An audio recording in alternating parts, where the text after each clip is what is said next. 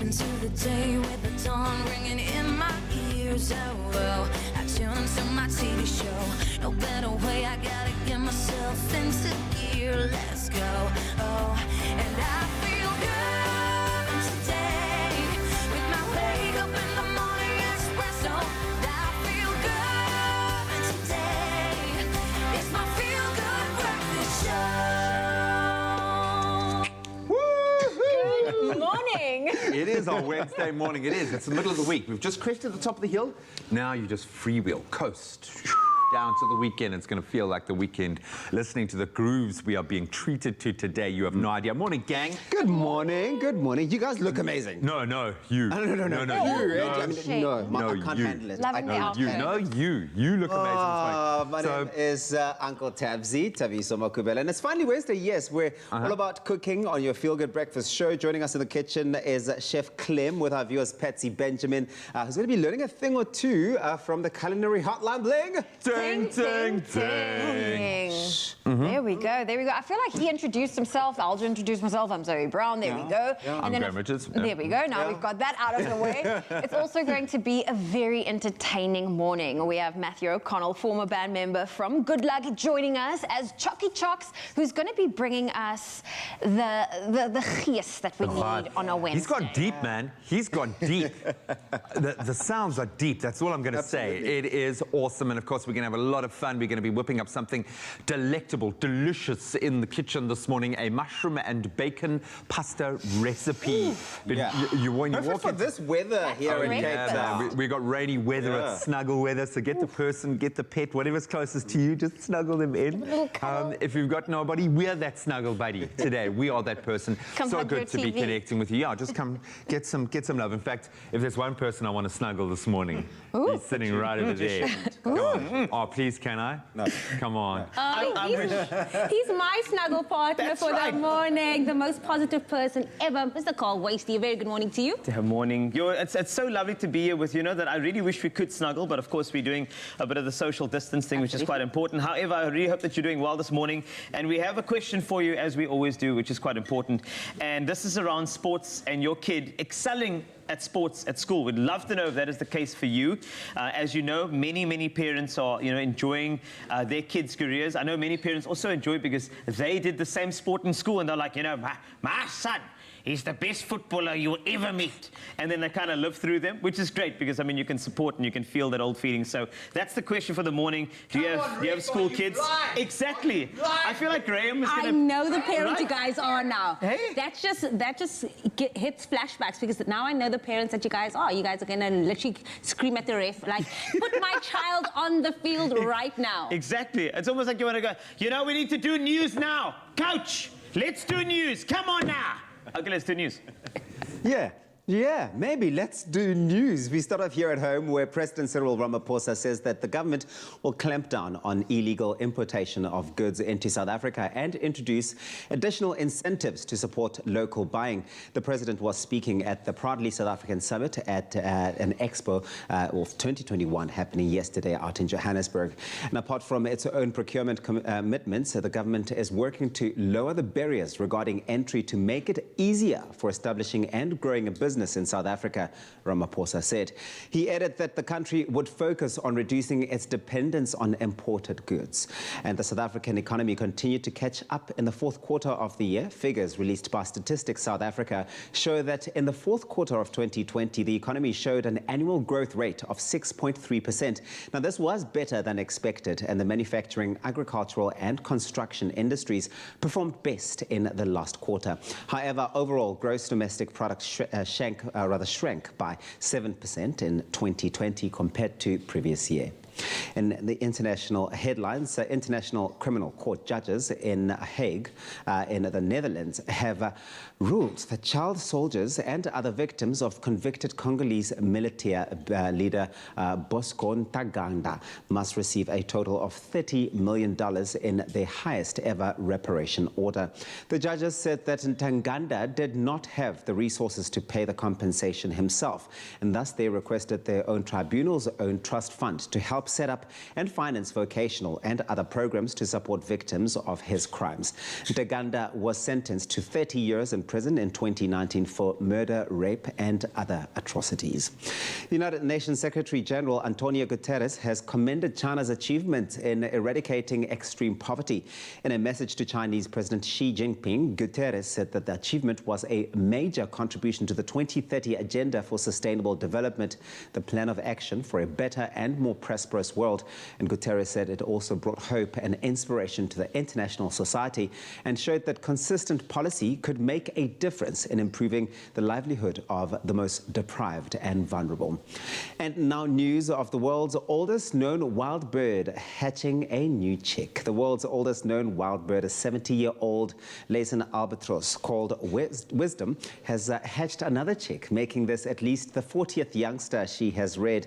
And the seabird hatched an egg again last month on a tiny island in the Pacific. Wisdom was then first tagged way back in 1956 when she was about 5. Until this century, it was thought these seabirds typically lived for some 40 years until Wisdom proved this assumption false. Wisdom's longevity was noted in 2002 when the U.S. Fish and Wildlife Services Chandler Robbins noticed that the bird's tag was in need of replacement. On closer inspection, however, Robbins realized that the tag was placed on the albatross 46 years previously by his younger self. And the fact that Wisdom has reached such an age is amazing, given the threats albatrosses face, and of course including fearsome weather conditions and increasing plastic pollution. Albatross pair bonds are incredibly important for raising young. Now, their relationship takes years to form and lasts for decades. To find a mate, juvenile albatrosses do what humans have been doing for thousands of years. They have dance parties when courting. That's where we leave it for now. Dancing you into the world of sports, says Graham.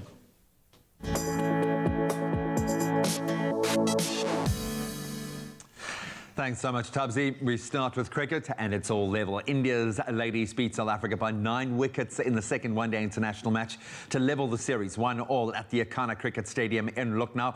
Proteas were bowled out for 157 in just 41 overs. Julan Goswami starring on the day, picking up 4 wickets for 42. And then half-centuries by Smriti Mandhana and Poonam Raut, helping the hosts level the 5-match series. The third ODI between India and South Africa in an enthralling series will take place this coming Friday, kick-starting again at 5:30 a.m. South African time. Well, bringing it back to the country for local cricket, the 162-run partnership between Proteas stars Dean Elgar and Aiden Markram helping the Titans get back on track on the third day of their CSA 4-day domestic series against the Knights, playing out at Supersport Park in Centurion. The Titans now lead the Knights by 11 runs with 10 wickets still in hand. In the other 4-day series fixtures, the Warriors trail the Cape Cobras by 254 runs with just 1 wicket remaining. And then the Lions, they're going to need 228 runs to beat the Dolphins. All of the 4-day series action will continue from 10 a.m. today. Then following a meeting of the World Rugby's Executive Committee, the 2021 Women's Rugby World Cup has now officially been postponed until next year, of course amid the COVID-19 pandemic. The tournament was set to take place in New Zealand from the 18th of September to the 16th of October this year, but World Rugby has yet to announce the revised tournament dates for 2022. Well, let's talk about the rugby that did actually happen. The Stormers in the end proved too strong for the Griquas in a hot and windy Kimberley yesterday. Visitors edging out the Griquas 38-32 at the Tafellager Stadium in their second kick-off pool match. The reigning Super Rugby unlocked and Currie Cup champions, the Bulls, they absolutely thrashed the Pumas in Nelspruit. The Bulls scoring 7 tries to beat the Pumas 48-31 in a very entertaining pool clash yesterday. And today the Elephants take on the Lions at 4:45 and the Cheetahs face the Sharks at 7 p.m.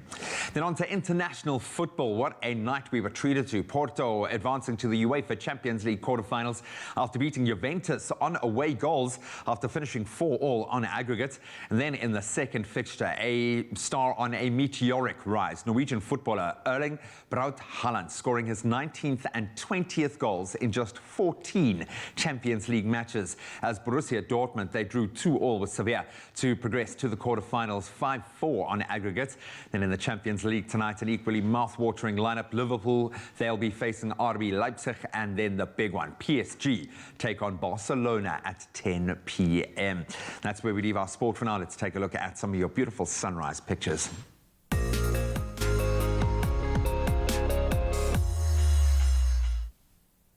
Thanks a lot, Graham. We're starting the morning off with some sunrise images sent through by our viewers. And the first one is Jenneridge Archibald Taylor shared this beautiful image of the sun casting a golden glow into the sky. Nancy Governor from Umkomaas shared this stunning view of the clouds lined by the sun's rays. Today we'll have plenty of sunshine and a maximum of 30 degrees Celsius will be reached. If you too would like to be featured during our sunrise segment, all you need to do is head over to the Expresso Facebook page to share your photo and area with us. We love seeing how you start your day. Now, not to forget our growing international audience, we report briefly on the weather from Richmond, the capital city of Virginia. Summers in this area are hot and humid, while the winters are moderately cold. Today's forecast has a mostly sunny and mild day set ahead, which will reach a maximum of 23 degrees Celsius. The first northwester of the year last night unleashed torrential rain on Cape Town and surrounds, which will probably last until later today. More than 45 millimeters was expected to fall, which is substantial considering that the long-term average March rainfall in Newlands, usually the wettest part of Cape Town, is 46 millimeters. In mountainous areas, this total could be more than double, with the farmland around Ceres expected to soak up more than 100 millimeters. The SA Weather Service has also issued warnings for heavy rainfall until tomorrow in Stellenbosch, Hermanus, Paarl, Theewaterskloof and Grabouw. The city of Cape Town also warned of northwesterly gusts exceeding 60 kilometers per hour and possible flooding of the roads, which could increase motor vehicle accidents, especially in peak hour traffic this morning. So if you are in the Cape Town area, do slow it down and keep those headlights on. Let's take a look at those temperatures from across the country, and starting off in Polokwane, your low is 18.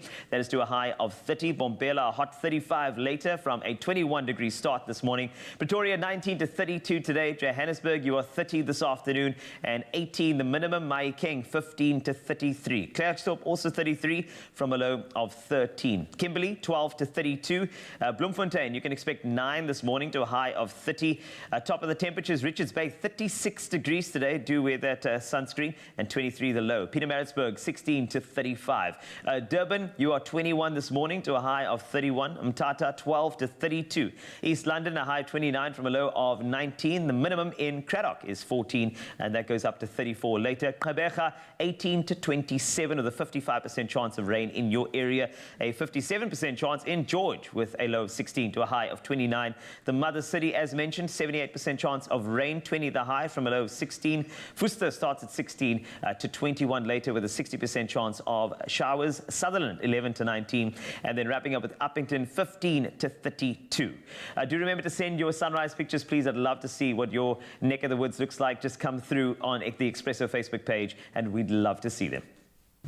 Well, you are going to want to stick around here on your Feel Good Breakfast show, because we have Murray Ingram, the head coaching of Burgundy High Performance Centre, and he is here with all the advice on how you can support your child's sporting development. So you want to stick around for that conversation. A very important conversation. And then, of course, some of the gents from the SA Men's Hockey joining us in studio too. And we are going to be supporting them every step of the way as they make their way to the Olympics. So don't go anywhere. A lot still coming up on your Feel Good Breakfast show. Cheers.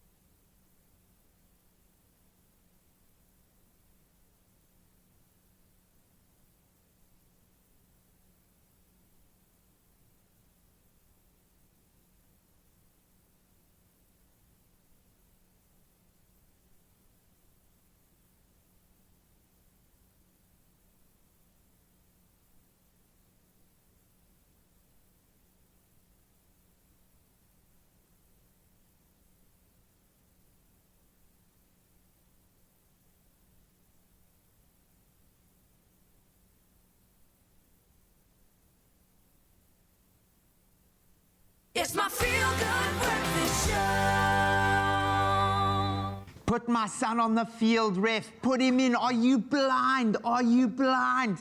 Sub the referee. Yes, you've guessed it. We are talking about parents. What is normal? I think it is normal for parents to get involved in their child's sporting development. I can certainly speak from experience. But just how involved should we actually be? And what can we do to best ensure that our child's sporting development happens in a positive way? Well, to answer those questions and more, Murray Ingram, the founder of Connect Academy MPO and the head coach at Burgundy High Performance Centre, now joins us to hopefully set some of the dads and moms. I had a rugby mom who was like the most fervent supporter on the sidelines, but we love it. We want our kids to play sport because some of the greatest lessons I've learned have happened on a rugby field, and I want that for my child. But you want them to excel, but at what cost? How involved, in your experience, should parents be in their child's sporting development? Should we hand it over to the coach? Where do we draw the line? I think unless you are a coach as a parent, which a lot of successful sports people have had parents as their coach, then you should really see yourself as the logistical operation behind the scene. I think, the way that you opened the segment was exactly, I'm quite involved in rugby, and some of the parents really do overstep the line when it comes to living their dreams or living out vicariously through their child. Exactly. Yeah, I think, exactly. I've watched mates of mine, like my best mate, for instance, one of the best soccer players. I think he probably could have gone all the way, but his dad was so heavily involved in his early phases that he lost a taste for it and actually pulled out.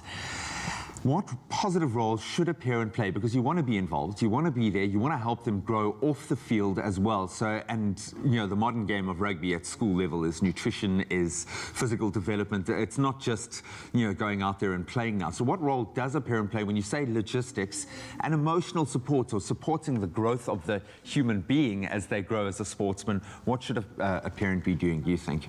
I think what you mentioned is spot on. Realistically, very few kids are going to go on and become professional sports people. So I think the emotional support in terms of making sure your child actually enjoys what they're doing, that's where you start. And working in multi-sports, what I find fascinating is the different approaches within the different sports. So I work quite a lot in tennis as well, and a lot of the kids are homeschooled from 10 years old. And that differs quite a lot from rugby, where you really want to get your kid into a good, and you want to get into a good school, and so I think that's the first thing to identify, is twinning the educational requirements for your child with their sporting ambitions, because realistically, for some kids, getting a bursary to a tertiary institution is going to be the culmination of their sporting achievements, and that's a success in itself. I was going to say that, because a lot of my mates who were pretty good at rugby, but they, like you say, didn't have designs of becoming professional players. They paid for their varsity. That was what gave them the kind of leg up through that process. Let's look at the dark side of that coin. As someone who's worked with a lot of kids coming through the ranks, how much of a negative impact can an overbearing parent, that horror dad or mom on the sidelines, actually have? What effect does that have on a child psychologically? I think it's pressure at the end of the day. I think, again, realistically, even if your child plays first team or Craven Week, or, it's such the attrition rate or the dropout rate in professional sport is pretty alarming, especially now during COVID. The spectrum is quite bleak. And I think that pressure really, takes its toll on kids. And I think primarily kids need to enjoy sport until they become professionals. And then, even then, I interview a lot of professional sportsmen, and the guys who have the longest careers and are able to sustain that, it's because they have a passion for it and they love it and they enjoy it, especially in rugby. And we are going to be quite rugby-centric, because I think a lot of the horror dads exist within in that rugby space. But, let's get honest here. If your child does have a gift for it, you want to foster that from as early as possible. And as you've mentioned, maybe in a sport like a tennis or a golf, then you're going to have to structure your life differently, and you might identify that talent at age 4, 5 and restructure around that. But when do you begin to identify talent, and then how do you best approach nurturing that talent and that enjoyment?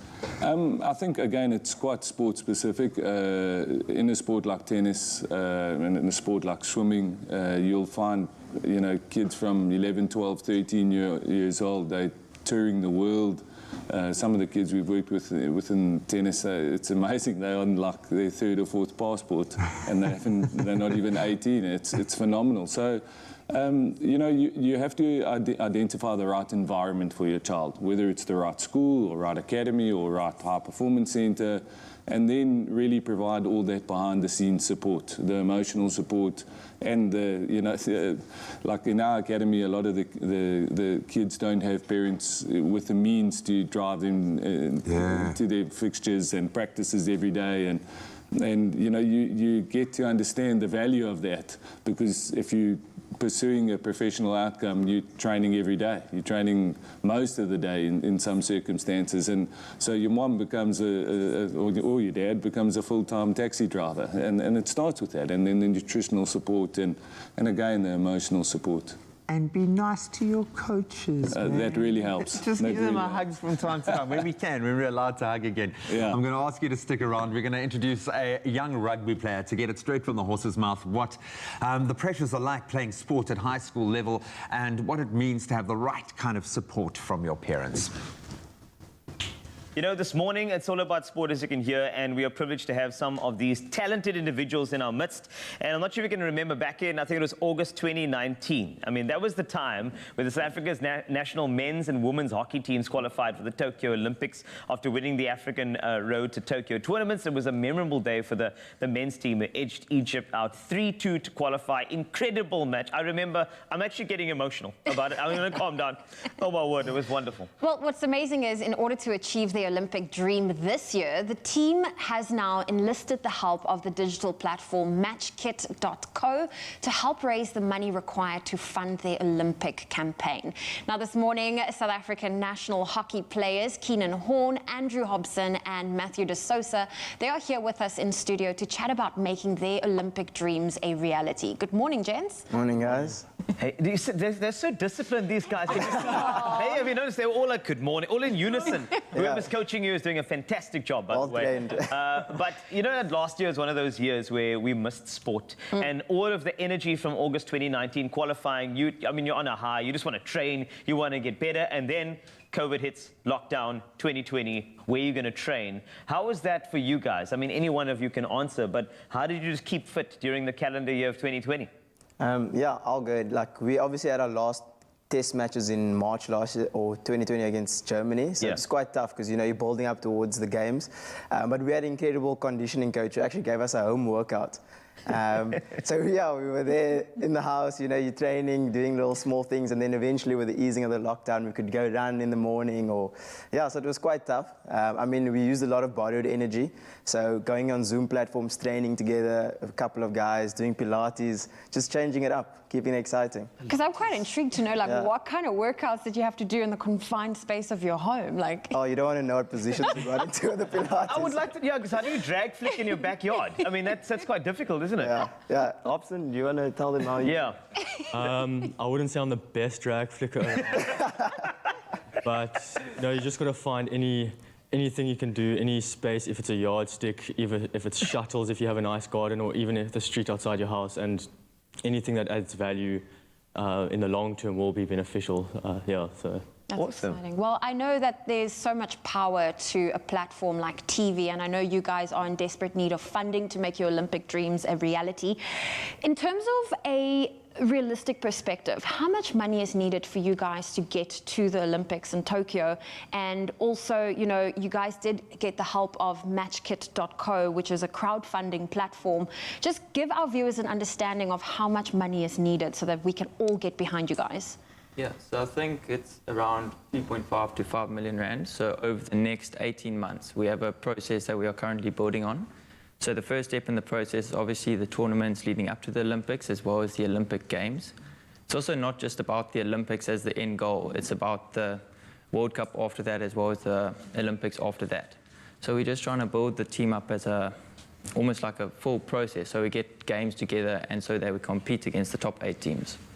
Yeah. When I think about that figure, it's very, very high, definitely. Yeah. However, I think it's attainable because you're a South African team, and no matter what we have to do, we want to get behind you and support you. So if there is somebody who just feels strongly, perhaps there was a top businessman who used to play hockey, you know how you feel right now, that feeling where you used to have calves like these. I want you to look deep inside yourself and try and support these guys. Here's how. How do we support you? Yeah, I mean, you can log on to any one of the Match Kit accounts that we have. We all have a Match Kit account with our different sort of username.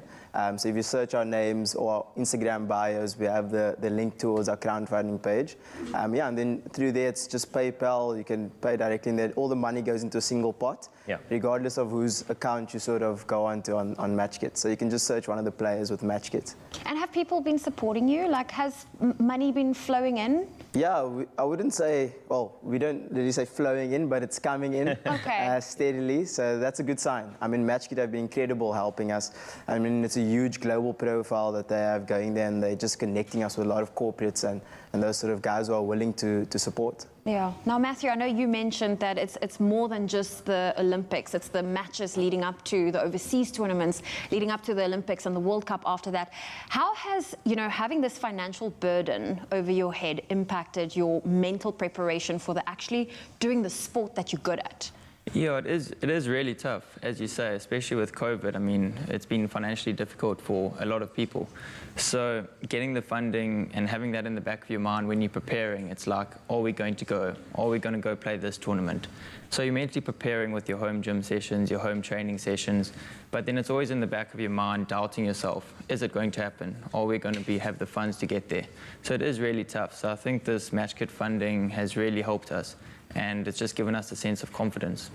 Yeah. This is the power of positive thinking, gentlemen. I mean, you sportsmen, you know how incredible it is to be positive. I mean, if you feel like you are, no matter how many goals down in a match, you still know that you can try and get it over the line.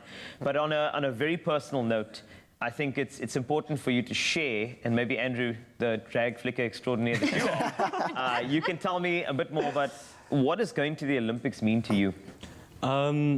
I think firstly, being able to represent your country is the highest honor as a sportsman can achieve, and then to top that would be going to the Olympics, representing your country at the Olympics. And I mean, you see the stories of the guys who have been, you see in the newspaper, the inspirational stories, the tattoos of when the guys come back or the girls come back.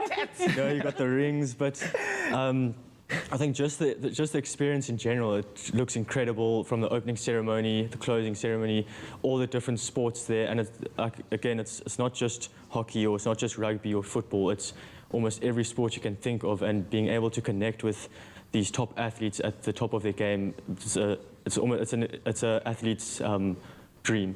Yeah.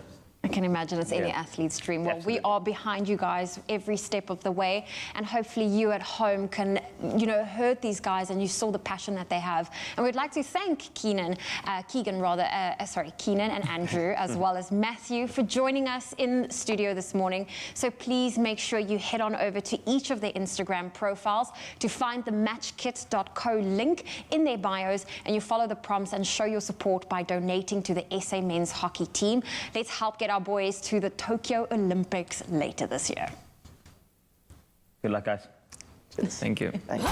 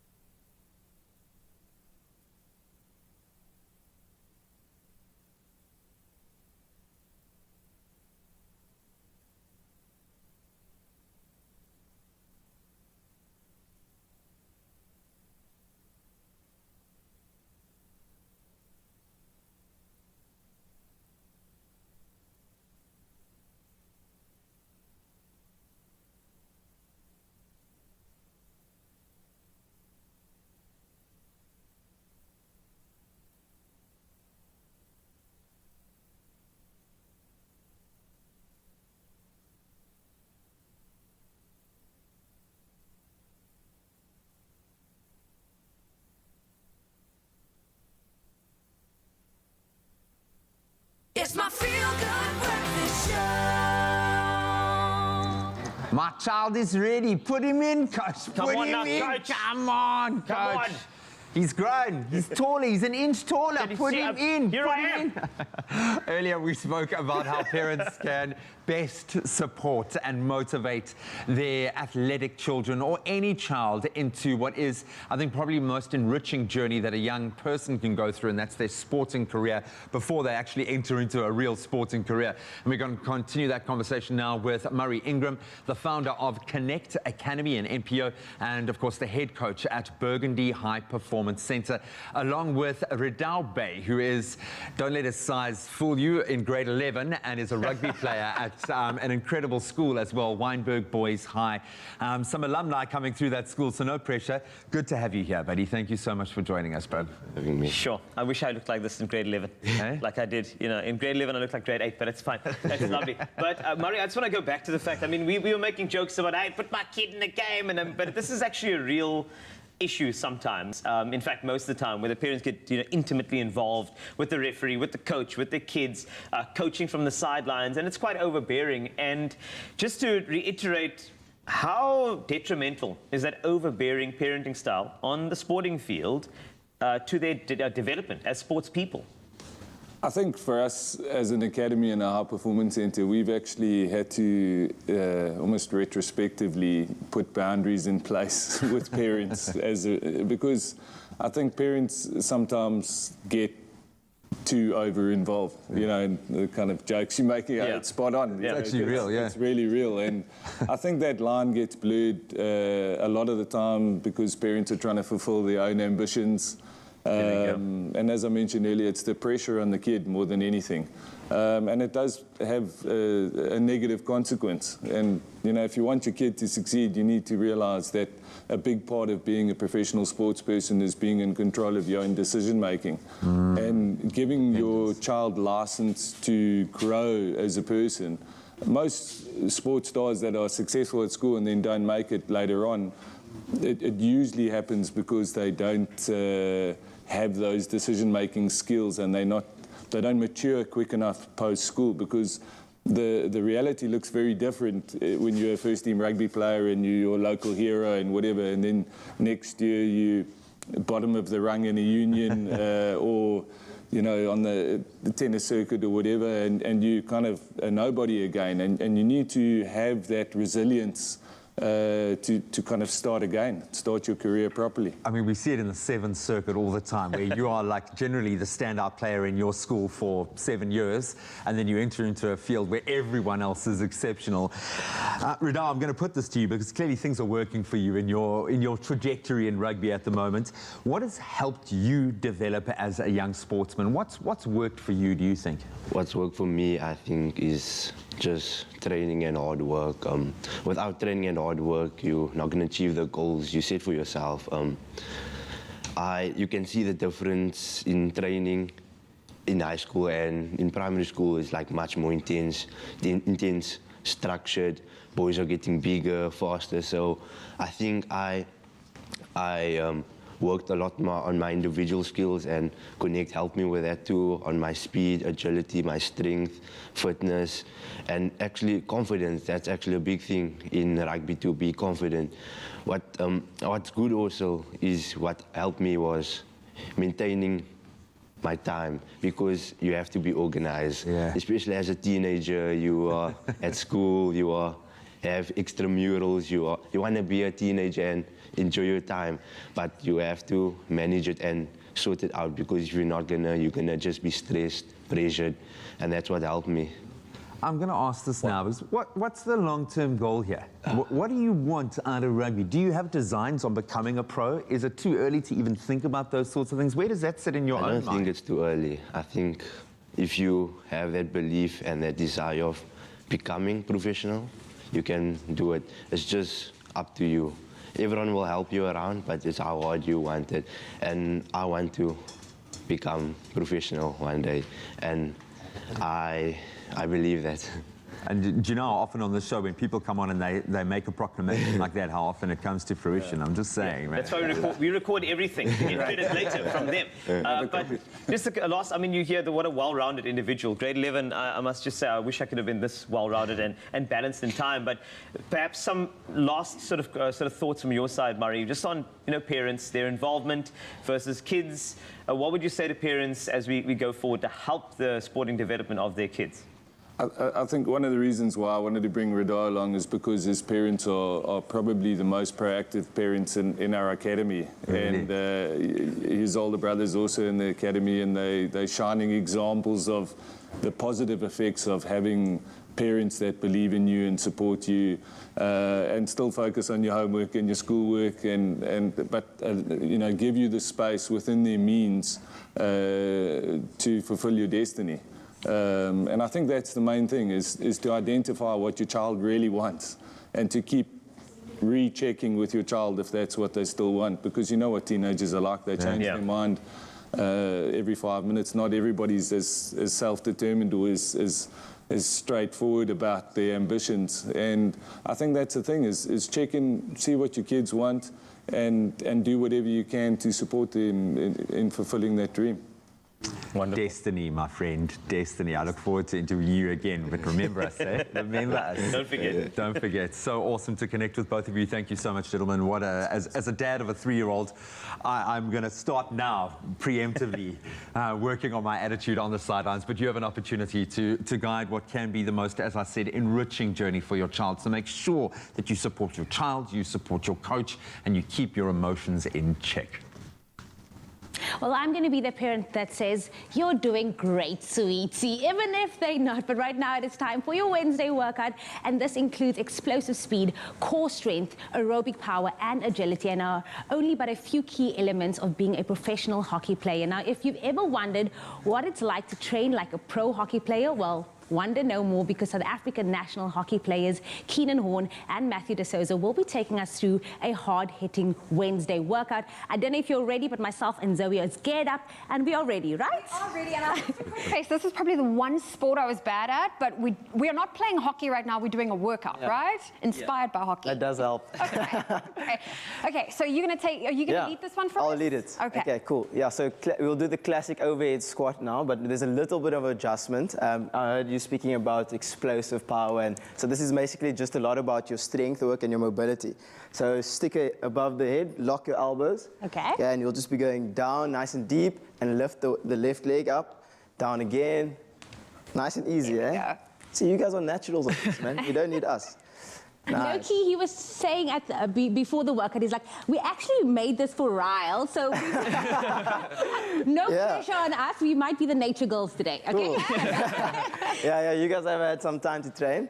Okay, cool. The next one is just holding the stick at the end over there, whichever way is comfortable for you. And you're going to take a step forward, a lunge with your left leg, and twist across. So left leg forward, nice twist, and up. Yeah, just make sure your knees are 90 degrees. Because, you can get bad knees from doing it incorrectly. So it's always important to do a workout properly. I like this team unison. Yeah, look at us, eh? Flow. It's a flow, everybody. So these are some of the workouts you had to do at home during lockdown? Yeah. As you can see, Matthew De Souza just did the upper body workout. You skipped the leg day. I skipped the leg day. Skip leg day, that's rule number 1. Yeah. Do not skip leg day, bro. Perfect. And now Matthew will take us through the upper body. Keenan's making me look bad, yeah. The next time is just some push-ups. So you can get down. You can do it on your knees or on your hands, however you like it. We'll start a narrow grip push-up. Walk your hands out. A wide grip. Walk your hands in. Yeah, usually we do this for about 30 seconds on, and then 20 seconds off. We are working. I thought it was going to be easy. Okay, I see it. It's coming together. Yeah. Okay, so I'm not that great at pushing. What's next? Yeah, the next one is like a little bit of a cardio workout in between, because you've done the strength workout and we're just going to a little bit of explosive work. So best thing to do is maybe just get some layers over here. Yeah. Put your stick I'll down. stand one behind. Okay, you'll start on the edge of your stick on the left-hand side. Okay, right leg at the back. Okay, a hand down over here. Okay, and all you're doing is hopping across. Boom, touching over there, another hop. The further you get that back leg across, the more you feel it in your glutes. There we go. This is another one that you can do for about 40 seconds. and you start feeling the burn. Oh, we're definitely feeling it. Yeah. Even And after then 10 seconds. if you get used to it, you can start hopping a bit further, getting more explosive into it.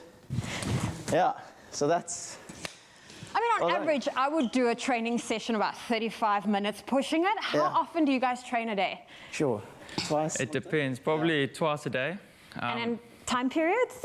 Some periods we normally do a fitness session around either in the morning or midday, and then our hockey training sessions in the evening. About an hour and a half hockey training. Okay. And for anyone that wants to get into working out like professional hockey players, do you have any tips for them?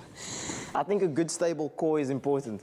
I mean, everyone wants to look good. Your body must, you know, when you work out, you want to have like outside results. But if you work on the internal results first, everything else will follow. Oh. So work on the small little core areas, your glutes.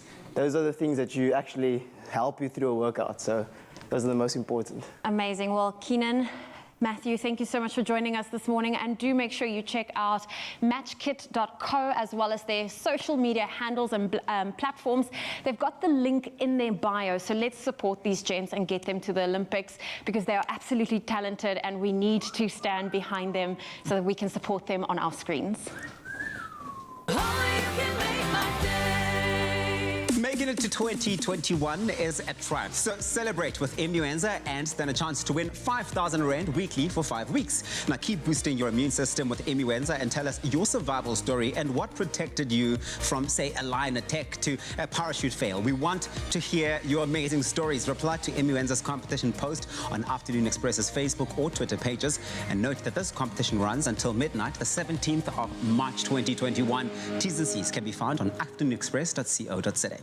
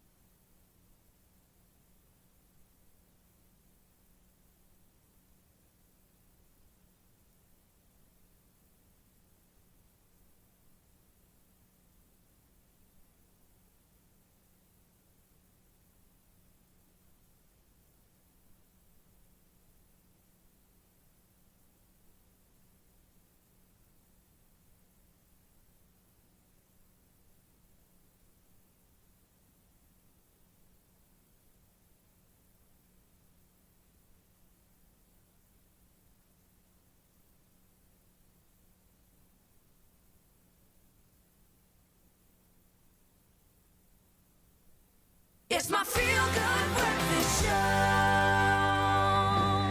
It's your feel-good breakfast show, Expresso here at SABC3, and I've got a surprise for you because this guy was a talented multi-instrumentalist behind the synths, saxophone and vocals in the electronic band Good Luck for 5 years, and now he has stepped out on his own to establish a solo career as Chucky Chucks. His latest single, Kiss Me Late at Night, is receiving a lot of love. A lot, I'm telling you, and we can't wait to add it to that as he joins us in the studio for the morning. And I want to give you a massive Expresso welcome. This is Chucky Chucks. I had to give you a mouth air horn. Welcome, my brother. Oh man, thank you for this beautiful welcome also. We've got a wonderful audience in the studio. Thank you very much. We're trying to build on that with virtual people. We're actually going to set up laptops all the way around. That's beautiful. A lot of people on Zoom. It's going to be great. So we'll multiply that one person. Absolutely. Okay, cool. That's how we're going to go. But it's so good to see you, my friend. Yeah, it's been so such good. a long time. I know that just to start off, going off on a solo journey, it can be frightening. It can be scary. You have to find your own sound. But then you take from the experiences with Good Luck and you pour it into what you're doing right now. Of course, so how much of that 5-year experience, plus a little creation from your side, has really contributed to this Chalky Chalks brand? I think quite a lot. I think the way I've been focusing the way I do my career and life is that whatever I do, you're always learning, right? Yeah. So if it's being in studio around the world with so many different other artists, basically I would be sitting in studio, secretly taking notes on my phone, and then I'll implement when I get it back home, you know? And then just being on live shows, performing around the world and headlining different festivals. I think if I step on stage today, it's going to be as if I've done it all this time, you know? Yeah. So it's definitely played a huge part in my career and going forward also. You know, it's a big move, you know, to go from something that is so safe to be part of a band and roll with that and now go off on your own. Now, what prompted the decision to say, hey, you know what, Chalky Chalks needs to show the world what I got? You know, where did that come from? You know, I think it's always been my dream, actually, to be a solo artist. And I've always been a solo artist for like 5 years prior to this, you know, having singles that done well on radio. And I think it just felt so right to do it. And I mean, it's been great just being in studio, just actually working at it all the time and seeing what comes out of it, you know. And some people that come into my studio always play the music that is going to come out. And the response has been great, so that's a good sign as always, you know. That is so cool. And it's on some charts, so it must be. Yes, on some charts. We won't mention right now. But what we will actually mention is that Chalky Chalks is quite a unique name. And I know there's a massive story behind it. We could be here for a few hours. Probably. But if you could condense for us, Chalky Chalks, the brand name, it's very, very unique and it's quite catchy. Where did it come from? So basically, to shorten or make it pretty short, my name is Matthew O'Connell, so Mark. People got confused, started calling me Mark. So I was like, okay. So they changed it up. People in the band started calling me Marcachino, Chalkachino, Chalksticks, and then live shows, they would say Chalky or Chalks. So I was like, let's just put the two together and no one could get confused, you know? So now it's Chalky Chalks, and it's weird because a lot of people call me by that name instead of my actual real name, so. Chalky Chalks just came out of it. Chalky Chalks just came out of it. But it's cool because I think what you've done is you've created this social brand. I feel like everybody's been a part of it. As opposed to you saying, like, let's think of a clever name. You're like, hey, people called me this, so let's run with it. It's cool. And also, like I said, it pretty much shows me, you know? I didn't sit down and think about it. I was just like, it looks nice, it's easy, and it's kind of short instead of my long name. Well, that's perfect. So the Chalky Chalks brand, last year, it's quite tough to, you know, just release music and that sort of thing. Well, do music and doing your thing. So, I mean, you did put something out there with, you know, No Method was involved, and that was cool. And now we get to this part where we had Kiss Me Late at Night. Yeah. Which is a single that is out now and doing well, as you mentioned, on some charts. So I would love to know the story behind Kiss Me Late at Night, which we'll hear a little later on Expresso. Of course. But what is behind this song? It's catchy and it's got that let's go to the beach type of vibe to it. I enjoy it. Yeah. Well, basically the song, I want to write a song that catches your attention, right? From the very beginning. Kind of annoy you in a way, but annoying songs are good. And basically the way I was inspired to do this was, you know, when you meet someone that catches your attention from the moment you meet her, right? Yeah. And you end up creating incredible memories with her, just spending so much time with her. But that is all cut short because you both stay in different cities. So I just wanted to, you know, encapsulate all those incredible memories and then just speak about it in the song and create like a beautiful, fun, happy song to dance to and annoy you at the same time. No, there's no annoyance, no ways. But you know what it is? I think what the magic is that you've captured something from last year, which was everybody being in separate places, but still having that Kiss Me Late at Night, whether it be through a Zoom call or something else, at least you are getting that connection. But as mentioned, I mean, thank you so much for giving us the story behind Chalky Chalks, Kiss Me Late at Night. We're looking forward to hearing that a little later. Stand by for this guy, super talented, and he will be performing for you right here on Expresso on SABC3, your Feel Good Breakfast show, so stick around for that. Yep, we are getting laced up in the kitchen because it's time to cook something truly delectable and delicious. As I said earlier, we have got a recipe that hits all the right notes and will have your taste buds singing this morning.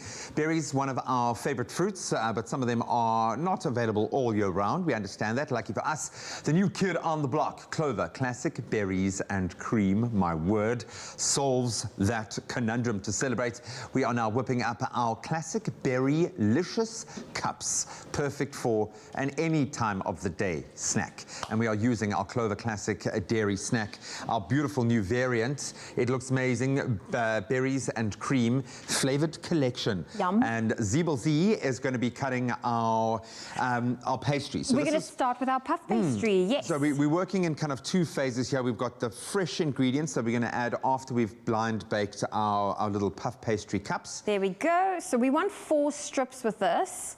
So I'm just cutting it.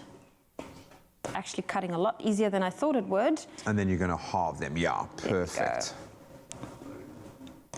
Perfect, perfect, perfect. And then we're going to add a little bit of cinnamon to our sugar. Cool. And I then love we're going cinnamon to- sugar. It's a winner. I love it on pancakes. Cinnamon sugar, a little bit of lemon. 4 days. Screams 4 days. breakfast. Then we're going to take our puff pastry, and our little tin has been pre-sprayed. So we go in. You're just going to put it in one sheet that way, another sheet over it, and that's going to create our cute little cuppy formation. Make a noise now as I prepare. There we go. And there are a range of amazing flavors. I've got blueberry and cream. Oh my word. Let's use raspberry. We'll definitely use the blueberry. Raspberry and cream. I love that. Blackberry and cream. I think I'm going to use one of every kind. Hey, how's that? That sounds good. And we can have 3 to keep for afties. Okay, then so you can we've got our cups. Give it a little bit of a sprinkle. Oh, nice. And then, of course, you also... Why are you laughing?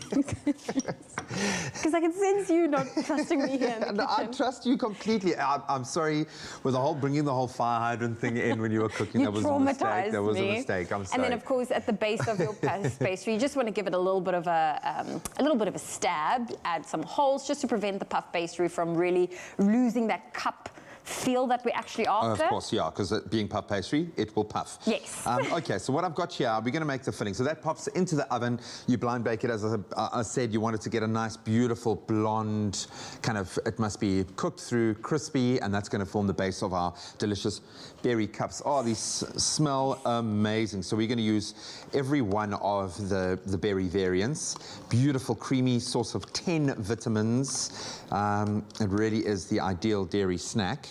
And you know what? Speaking of snack, I feel like lately my snacking habits have more leaned towards the healthier choices. Good. So, of course, if you are watching some series or a movie late at night, go for, you know, one of these Clover Classic cups. It's going to hit the spot. Completely. I think the colours are going to be quite spectacular as well. It's like any girl's dream, the pink and the purple. It's a racy mauve. But they smell so fresh and very delicious. Absolutely beautiful. There we go. Like that. This is going to give you, because now, you know, obviously berries being a summer fruit, you can see the berries start to become more and more expensive as we move out of season. So if you don't have berries, go for the next best thing. There we go. Okay, and now we're going to mix this through. See, this is what princesses eat breakfast with. It's like pinks and purples. That makes me so happy. I feel like we need to add some sprinkles to that. Yeah, exactly. These are going to be our unicorn berry cups, okay? There we go. Like the cream cheese, if you want it to be slightly warmer so that it kind of mixes easily, but this is where the real trick is. So we've got some whipped cream there that we've kind of taken to a soft peak. So we've got the steps to this recipe as well as the actual recipe on our website. You can find it at expressoshow.com while Graham puts in the elbow grease. Yeah, you've got to work for it a little bit, but That's you want your it gym to for kind the of be, day. Yeah, exactly. You want it to be. It's a hockey muscle. I'm assuming that's like a good hockey muscle. Your dominant hand. How unbelievably fit are the hockey lads? Very fit, and I mean, they put myself and Jamie through a bit of a sweat session, and when I had to go get dressed again, our makeup artist Bernice was like, "Wow, Zoe, you're really sweating." So now we've got the cream. I'm literally just going to fold it through, because you don't want to kind of destroy the soft peaks that you've created.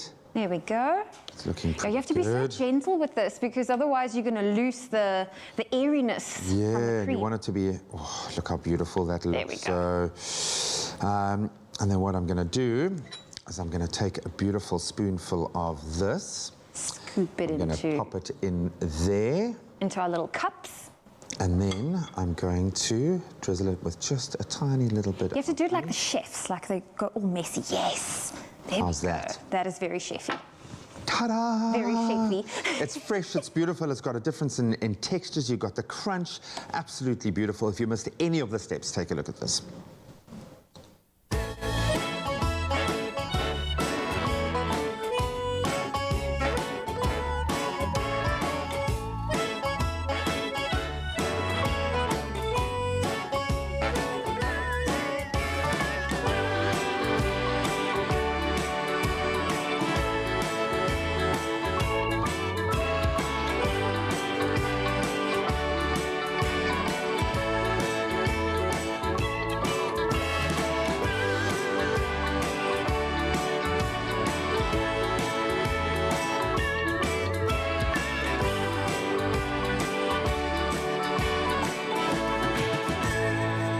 Made with love by Clover.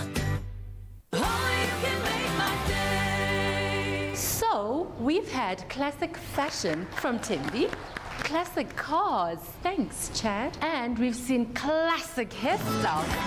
And you, Michael? Classic. The classic range from Clover. Timeless taste. Made with love by Clover.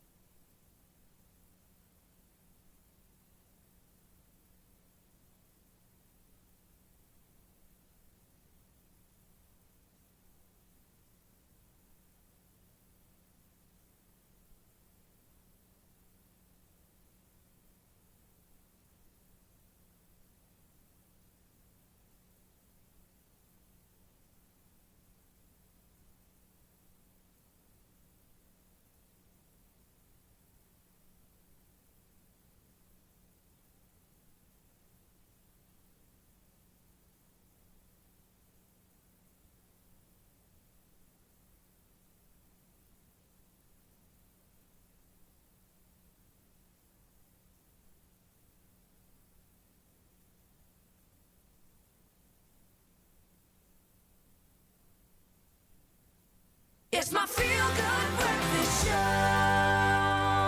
Welcome back to your Feel Good Breakfast Show, Expresso on SABC3. We love connecting with you on social media. And this morning for our Good Morning Post, we asked you the question, do you have school kids that are excelling in sports? And we want to celebrate their achievements on our page with that hashtag Expresso Show. And this is what some of you have to say. Yes, let's have a look. We have Munira Samsudin saying, hi, yes, my son, 16 years, he loves soccer, has big dreams, wants to play in other countries like Ronaldo and be famous, with a big thumbs up. We are giving a thumbs up for that one. Yes, I was keeping fingers crossed for thumbs up too. And then Nale Naladi Charles says, I do athletics and I didn't think that I can win 5 medals in 1 month, and I also do chess. That is absolutely incredible.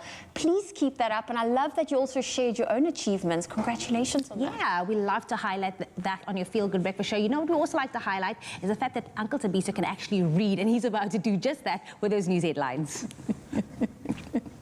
Thank you very much, team. We start off here at home, where the Office of the United Nations High Commissioner for Refugees will give South Africa 147 million rand over the next 4 years to help eliminate the backlog at the Refugee Appeals Authority. This backlog currently stands at more than 153,000 appeals. In 2020, the Auditor General estimated it would take 68 years to work through the backlog should they continue to work in the same manner. The Refugee Appeal Authority is an independent body that adjudicates appeals by refugees who have been denied asylum by the Home Affairs Department. Staying in South Africa, President Cyril Ramaphosa says that the government will clamp down on the illegal importation of goods into South Africa and introduce additional incentives to support local buying. The president was speaking at the Proudly South African Summit and Expo 2021 yesterday. Apart from its own procurement commitments, the government is working to lower the barriers regarding entry to make it easier for establishing and growing a business in South Africa, Ramaphosa said. He added that the country would focus on reducing its dependence on imported goods. And in international news, the Japanese government has decided to exclude overseas spectators from this summer's Tokyo Olympics to combat the spread of the coronavirus. Japanese news agency Kyodo News said the government had decided that welcoming visitors from abroad for the games would not be possible due to the recent emergence of a new variant of COVID-19. And the report also stated that concerns amongst the Japanese public about the spread of the virus had influenced the decision.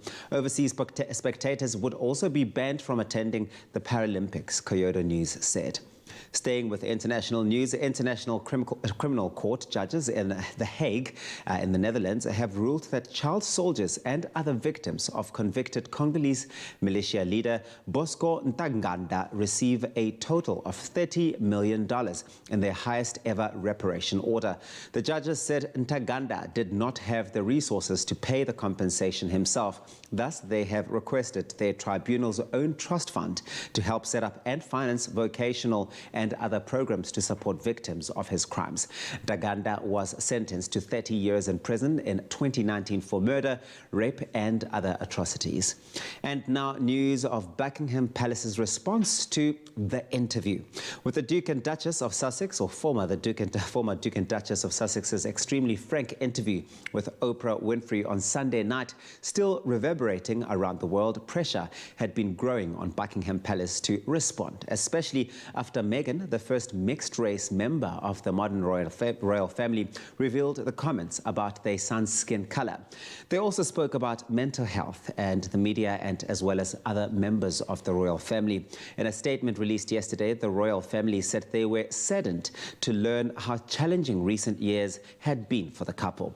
They said recollections may vary, but the issues raised in their interview are taken very seriously. The race issues were particularly concerning and would be addressed by the family privately, the statement said.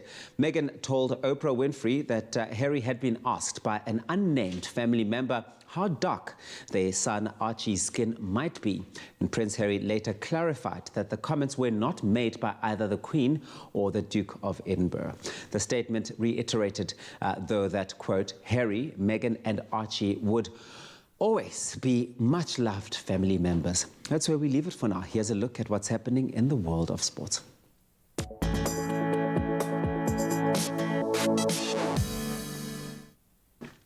Thanks, Tubbsy. Let's start with cricket, and it's all level. India's ladies, they beat South Africa by 9 wickets in the second one-day international match to level the series 1 apiece at the Akana Cricket Stadium in Lucknow. Proteas bowled out for 157 in 41 overs.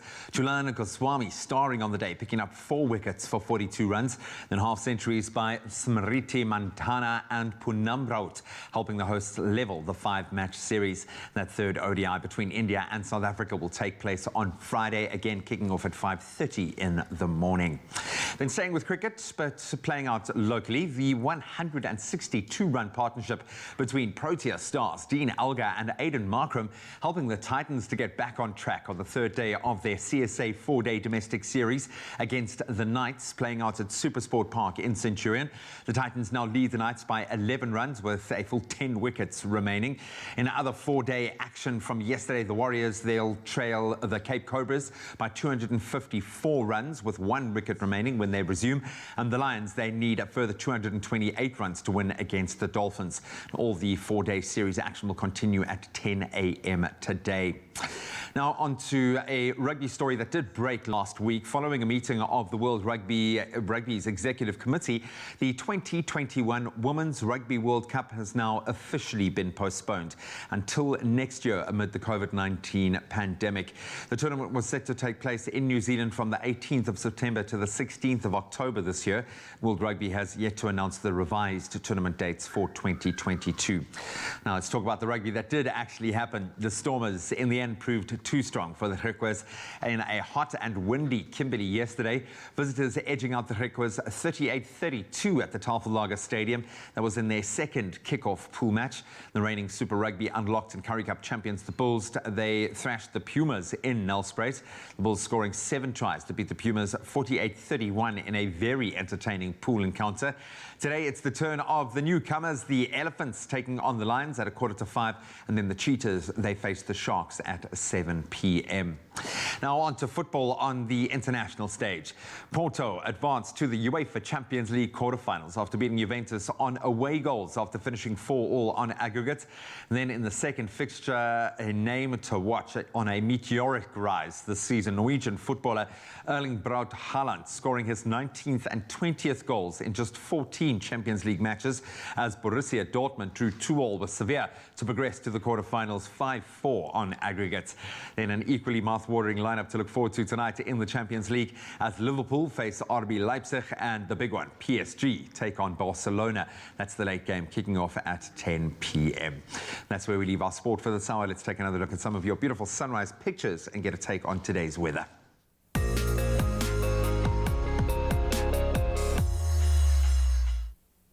Thanks a lot, Graham. We have asked you to send through your sunrise photos, and you certainly have pulled through. Thank you for that. We kick off your 7 a.m. weather update with Jay Smiley from Pretoria, who shared this beautiful pink and blue photo. Pretoria can expect a mostly sunny day, peaking at 32 degrees maximum. We head to the Northern Cape, where regular contributor Nick Lombard shared this photo showing the dry landscape in his area. Ludwigsfontein can expect a breezy afternoon, reaching a maximum of 27 degrees Celsius. Please continue to share your sunrise photos with us on Expresso's Facebook page. You may just see yourself featured on this particular part of the show. Now, we love our local viewers as well as the fact that we have a growing international audience, so we'd like to send a shout out to you as well. And if there are any viewers based in Olympia, Washington, this one is for you. The state capital of Washington, Olympia averages 1,270 millimeters precipitation annually and has a year-round average of 75% cloud cover. Today, you can expect a low of -2 and a high of 11 degrees Celsius with intervals of showers throughout the day. Staying with weather news, the British High Commission in Pretoria announced yesterday that more than 60 million rand had been granted by the UK to fund 10 climate change mitigation projects in South Africa. This funding was being provided under the UK Partnering for Accelerated Climate Transitions Programme. The UK is the president-designate of the 26th Conference of the Parties Climate Summit to be held in Glasgow, Scotland in November. 4 of the projects are focused on achieving a just energy transition. 2 others would be concerned with the adoption of clean and renewable fuels, such as hydrogen, and implementing high energy efficiency standards in buildings. Another 2 projects would help underpin South Africa's green transport strategy, including the move to low carbon mobility and electric vehicles. The last 2 projects would be about enabling green finance and sustainable investment in South Africa. That's it for your weather news. Let's get on to those temperatures across the country, and starting off in Polokwane. 18 is your minimum to a high of 30. Bombela, you can expect a 35-degree day later, 21 this morning.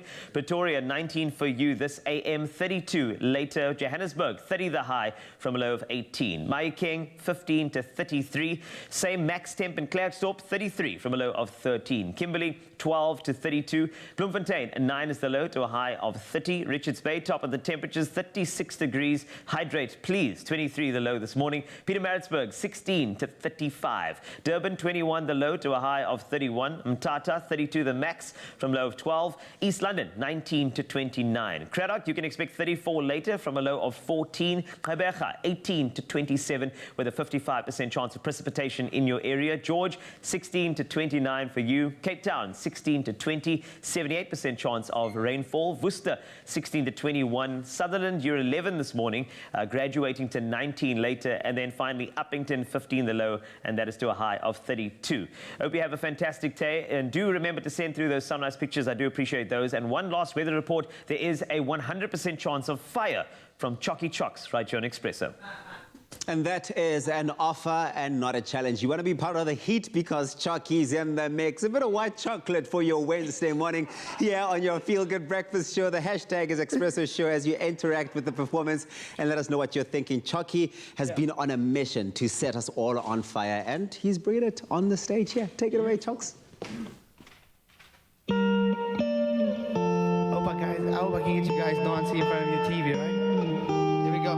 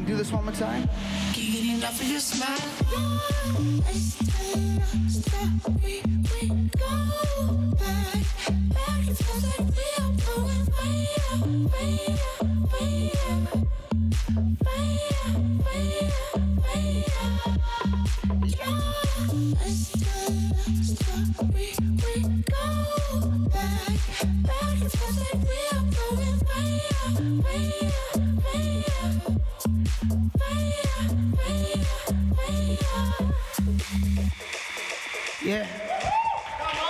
Yes! Yes, Chocky! Oh, what? Chocky, now that was a hot one. That was a really, really hot one. But what inspired that jam?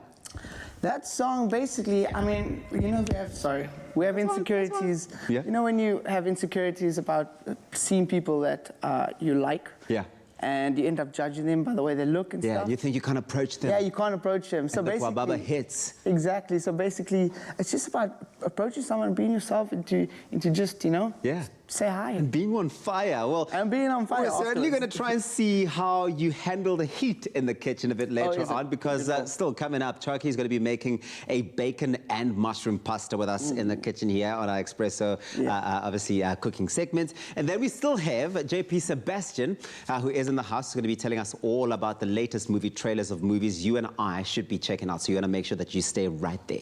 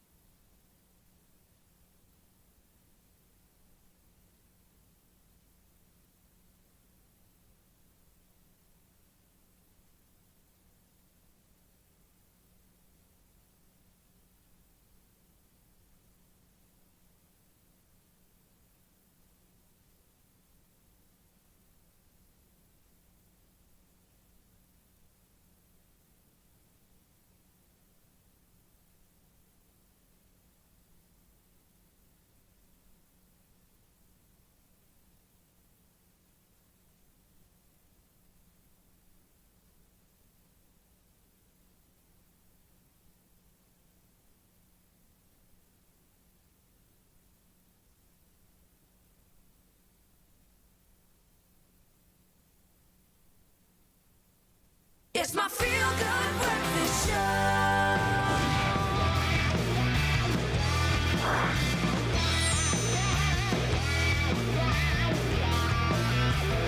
We need an air guitar for that intro. It's JP Sebastian on your Feel Good Breakfast Show Expresso on SABC3. We're talking movies, but not just any movies, movie trailers that's just been released.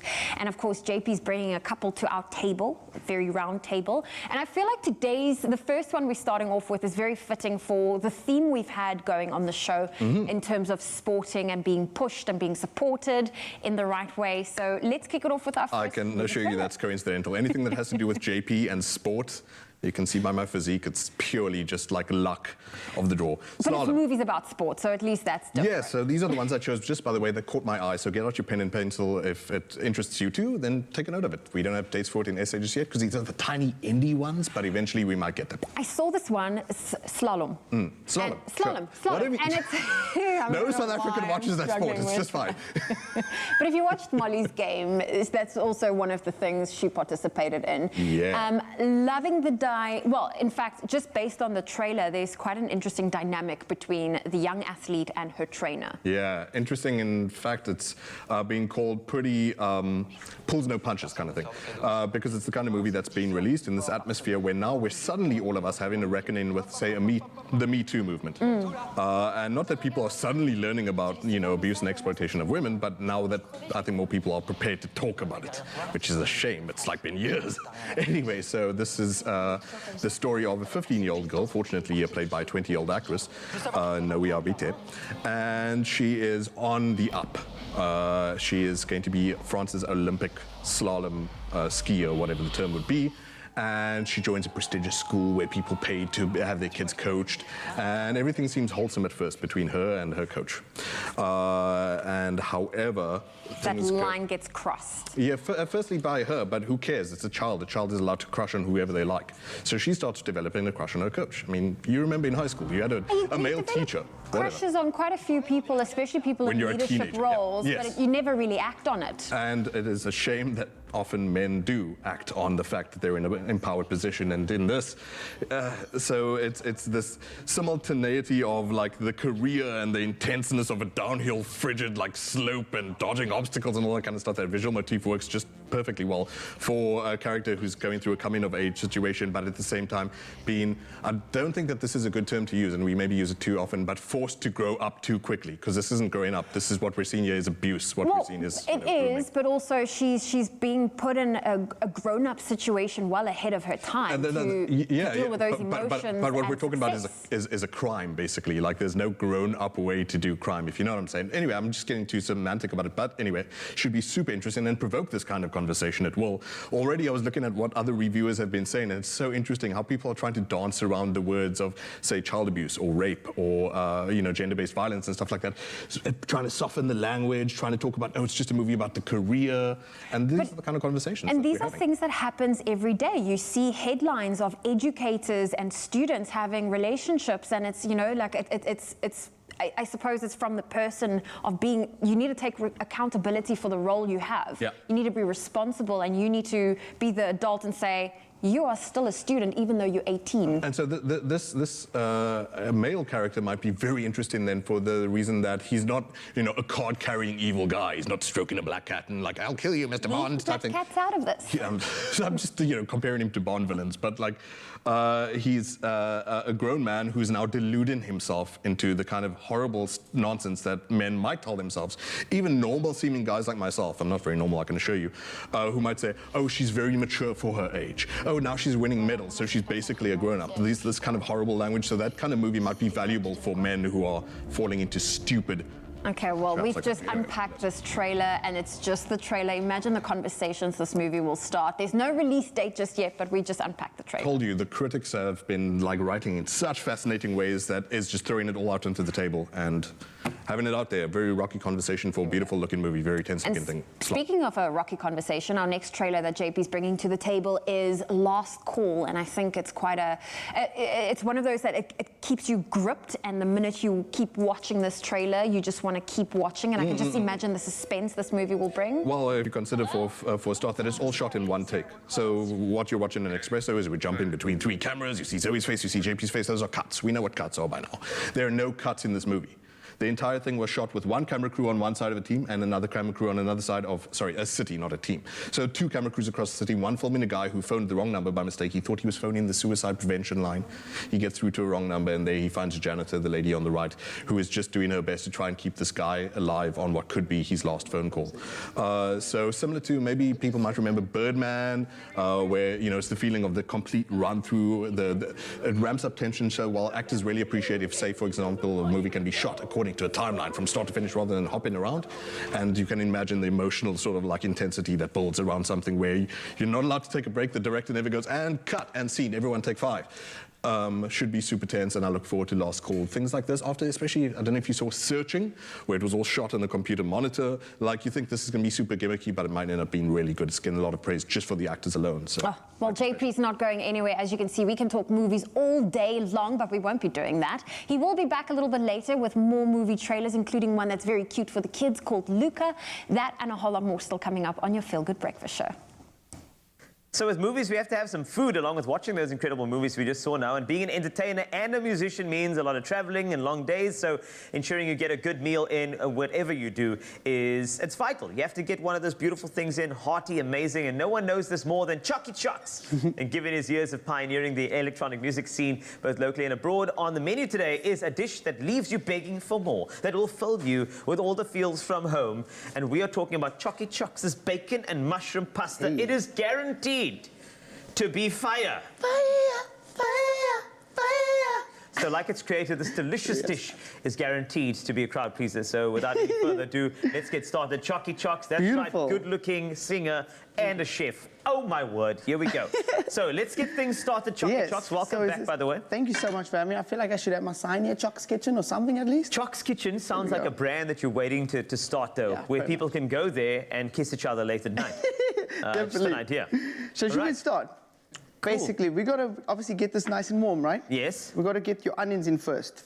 Did you oil that oil? Is that oil? The oil is going as warm as can be. Fire? It's fire. Pretty much. Okay, cool. So, oh wow, this onion's got caramelized very, very quickly. So you want to get it nice and golden, right? Yeah. Caramelized is the word right here. I love the fact that you use caramelized. You know? Yeah, pretty much. And as you can see, it's already caramelized. So we're going to add this bacon in here just to get it like I said, get it nice and warm.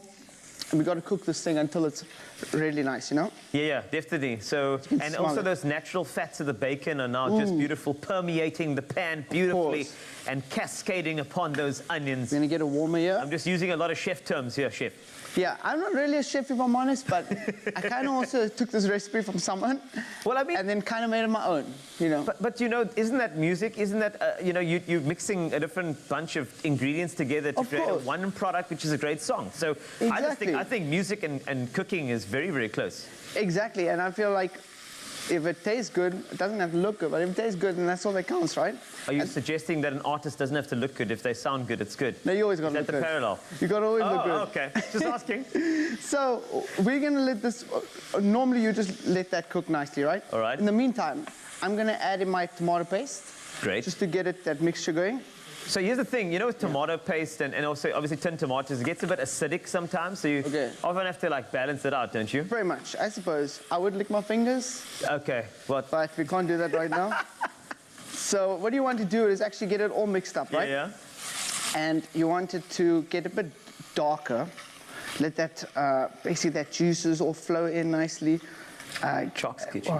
Chocs Kitchen, there we go. It's a thing, I'm actually, like, I want to go eat at Chocs Kitchen. Like, I think that's a good restaurant. Man, everyone's welcome, as long as you fire, you know what I mean? Yeah, stop it. So then, once that is all beautiful looking like that, I would add in the tomato, the chopped tomato, the canned tomatoes. All right, awesome. Because normally this tends to get a bit sticky, so we're gonna add this in. Yeah.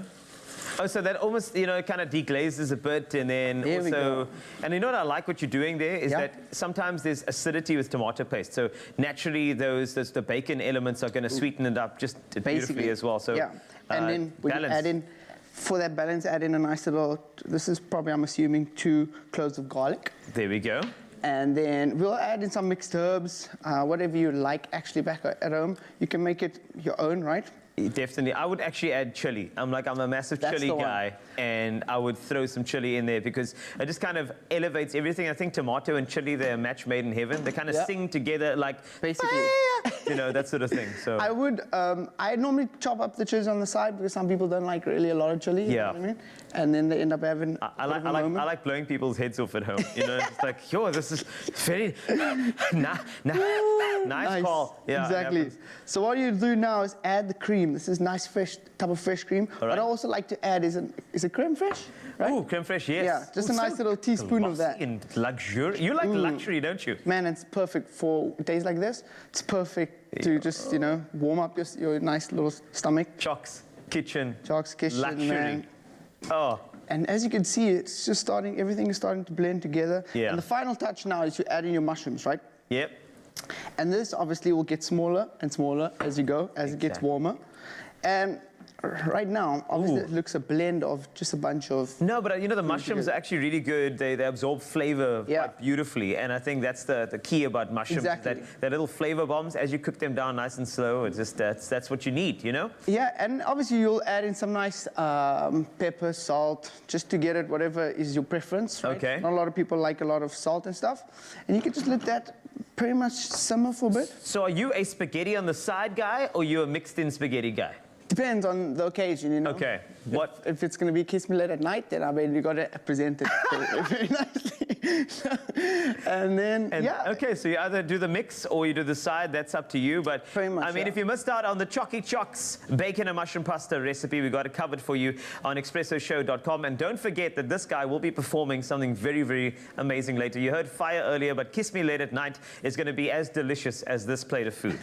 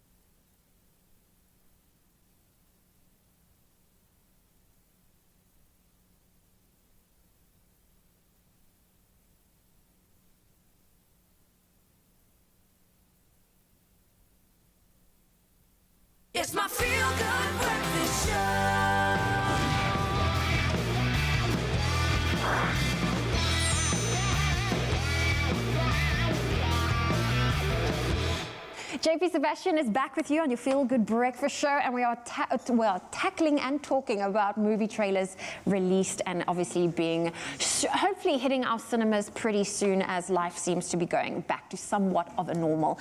Now let's unpack the first one. It's something for the kids. It's called Luca. Ah, how dare you say it's something for the kids. You were super blushing and excited for this yourself. This the kid is so inside. cute. I looked at the trailer and I was like, I want to go see this. Absolutely, because it's Pixar for a start. The people who made Inside Out, the people who made Toy Story.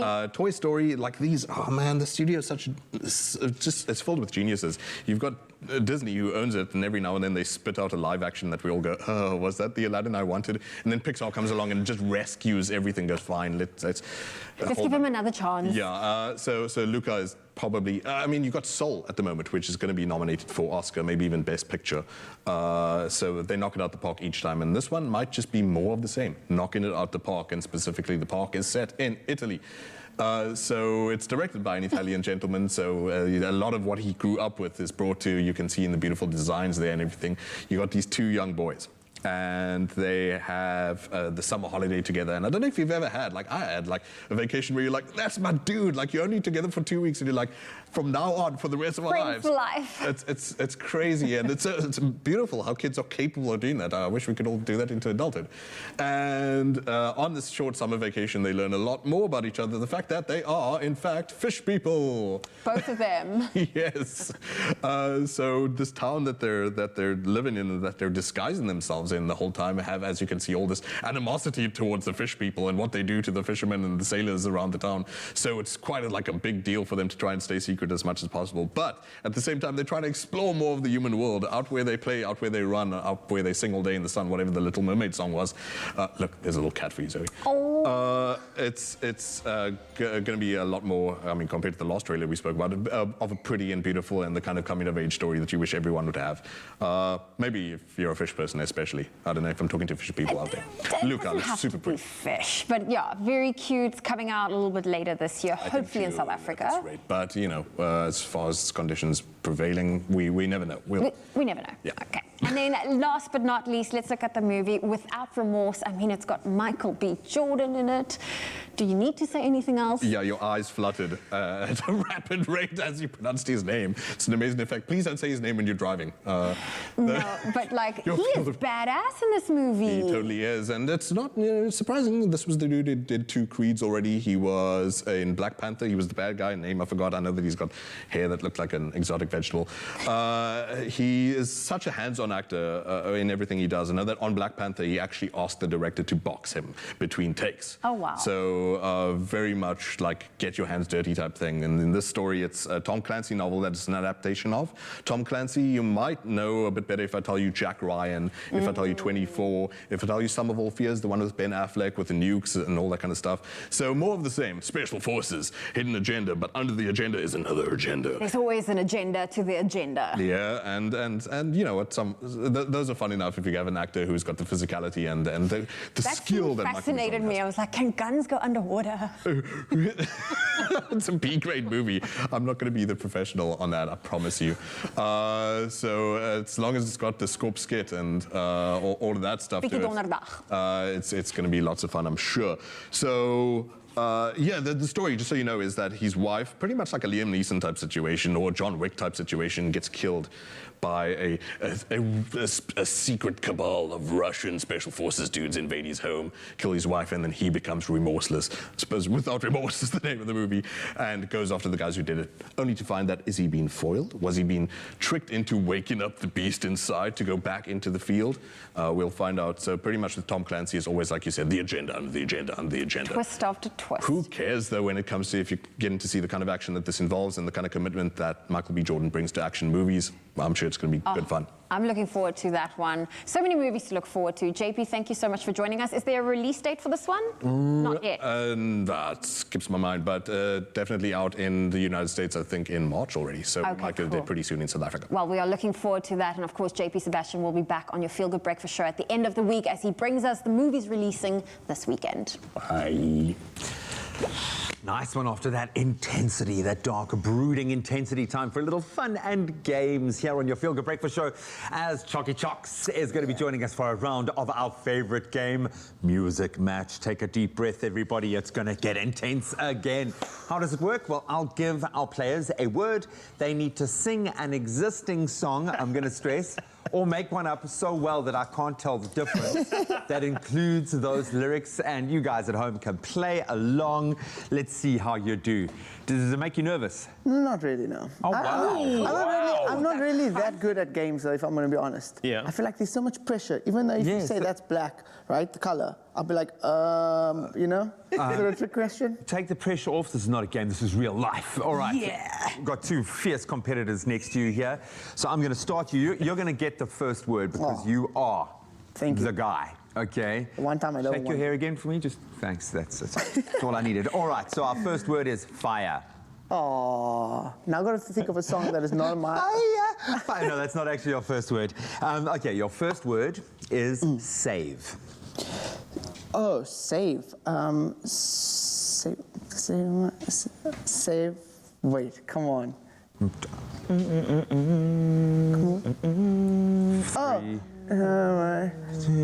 Running to save the world. Actually, I don't know the lyrics. So hum it. Going on in the world. It's close now, but I can't give you the point. God, Come on, man. You're going to get on. You're going to get on. All right, Mr. Wasty, plan. Plan? What song has plan in it? Plan. I plan to love you. I plan to treat you right. I plan to love you. I plan to treat you. Is it a real song? Right. Probably not, but I still love it. What do you think? I don't know, I was missing the groove there. Yeah. Did you like it? Did you feel it? Yeah. No, look, it hit me hard. Thank you. Like I plan to love you and treat you right. That's the song, right?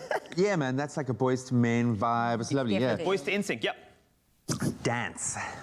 Oh, I wanna dance with somebody. Hey? I wanna feel the heat with somebody. Yeah, I wanna dance where with did that somebody. come from? Hey. Doing all hardcore there. Are you getting some tough ones today, Chuck? Really? I was so good on the examples. I know. I'm so sorry, man. The previous ones. Future. Yo, this is hard, man. It is a tough one. Okay. Boom, you are my future. Doom, you are my girl. You are my future. Oh, I'm such in the world. I'm making that song up, actually. Yeah. I was going to say Justin Bieber. I was absolutely convinced that was a Justin Bieber. Oh, really? Yeah. No, Future's a hard one to put in a song, eh? That's I think really I hard. only know Billie Eilish, My Future. That's the only one. I'll give you a half a point because you made up a lovely song there. Oh, from the encyclopedia, isn't it? Cake. Oh, cake. I know that you like it. Dun. I'ma make you mine. Dun. Cake. Oh, baby. You know that. Oh, yeah, there we go. I keep on hoping.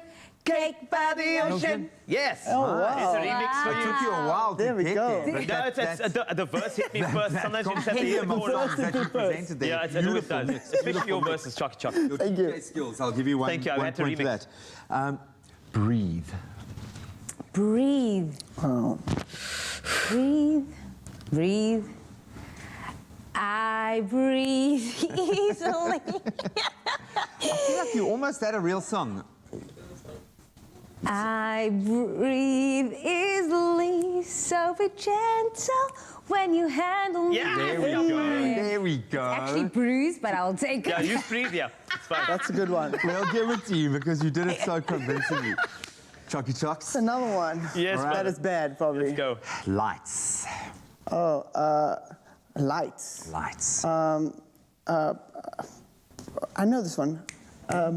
What's the weekend? Blinding lights. Oh, blinding lights. But oh, I'm blinded by your light, so I can breathe. Yes, man. You're such. Yes. Yeah, man. Way to take it there. Nice falsetto. Thank you. as well. I love that. Water. Under the water, ooh, you let me drown, yeah. There we go. Is that a real song? Yes, it is. Yeah, okay, I'll It give is to you, Brother I'll give it to Brown, you. the remix, Under the Water. You know too many songs. What do you mean? About you. That was good. Thank you, brother. Can we just stop right there? Yeah, you were the first person to suggest being able to make up your own songs. Okay, Ocean. When the oceans rise and thunders roar, I will soar with you above the storm. Ooh, Father, Nice. you that's beautiful. Really nice. Should I give you one more? Yes, Can't just it to be like balance a it group out. effort now? House. House. House. Everyone. House. Anything with house. When it comes to House every weekend. House every weekend. When it comes to house every weekend. Yeah, man. I need house. House every weekend. House every weekend. House every weekend. You know what? I'm going to call this a... No, I can't even give you a point, man. But I'm going to call it a tie between Jamie and Carl. Well done. Yeah, those were hard words. No, well, you got really difficult Come on. words. Couldn't you but put, like, work or something You were in it? very brave for getting involved. Chalky Chalks has one more performance where he will actually sing and perform, so you don't want to miss it. Only you can make my day.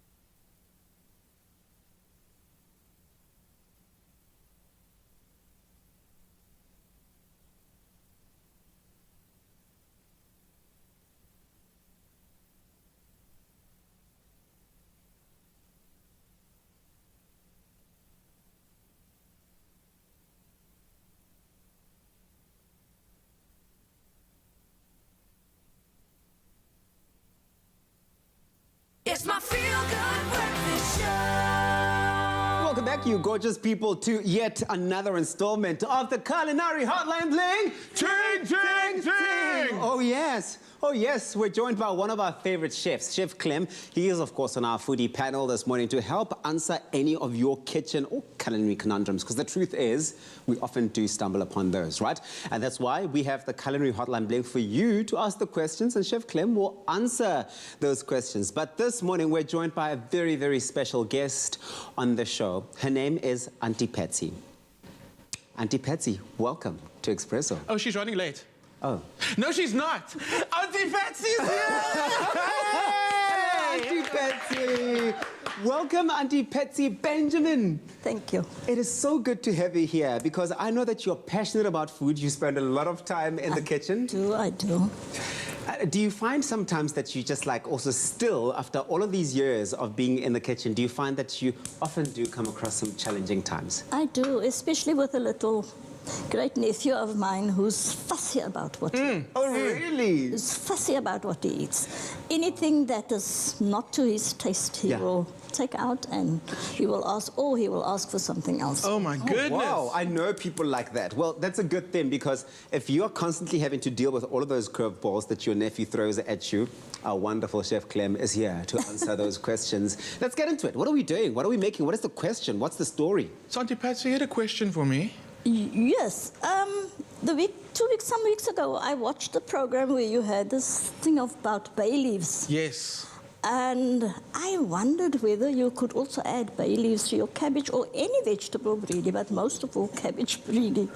Not only can you, you should. Oh. Bay leaves, any savory dish, especially when I started with onions, bay leaves go into the pot.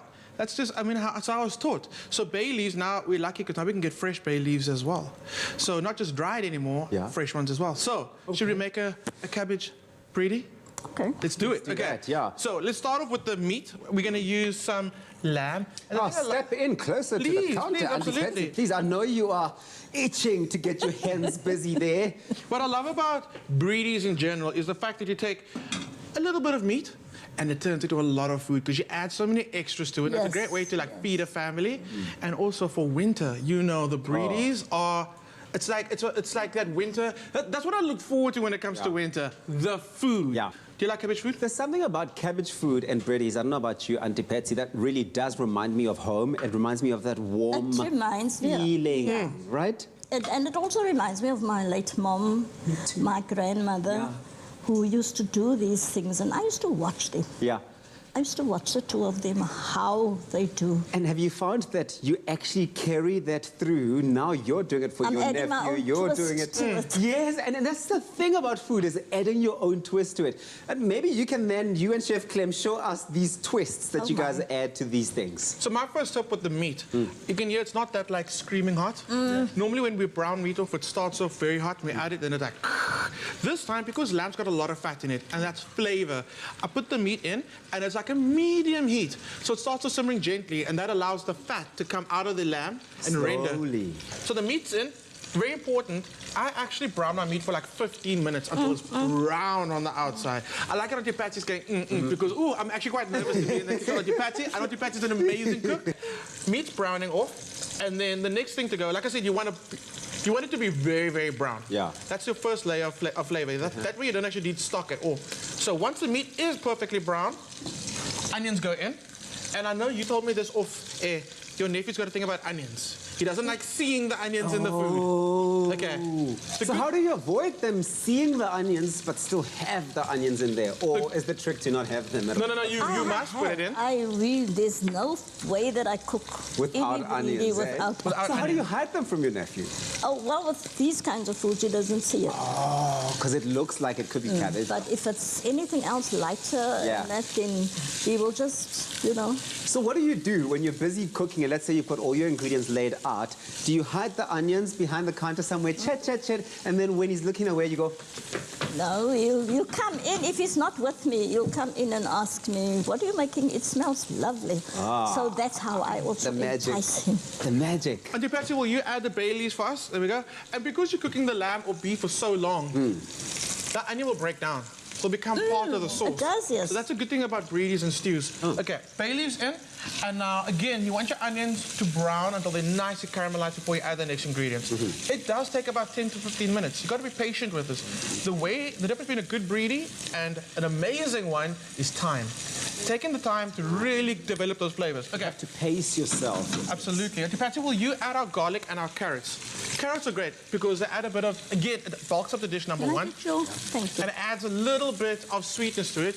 Cabbage also. Cabbage has a little bit of sweetness in there. That's going to go into your dish as you're busy cooking it. So, doing the right things. You know, you can tell when someone really makes like a hearty meal just by the attitude and the finesse and the vibe in the kitchen. And I'm watching Patsy there, and Auntie Patsy is just like, can I have that there? Auntie Patsy, like, I'm taking over now. Have these things nearby. Absolutely. Okay, let me bring it a little closer. Okay, so I'm going to come around this side now. We've got those main flavors in. Like I said, we're not going to use stock because if you brown your meat off properly, that's all the meaty flavor you need. Thank you, Auntie Patsy.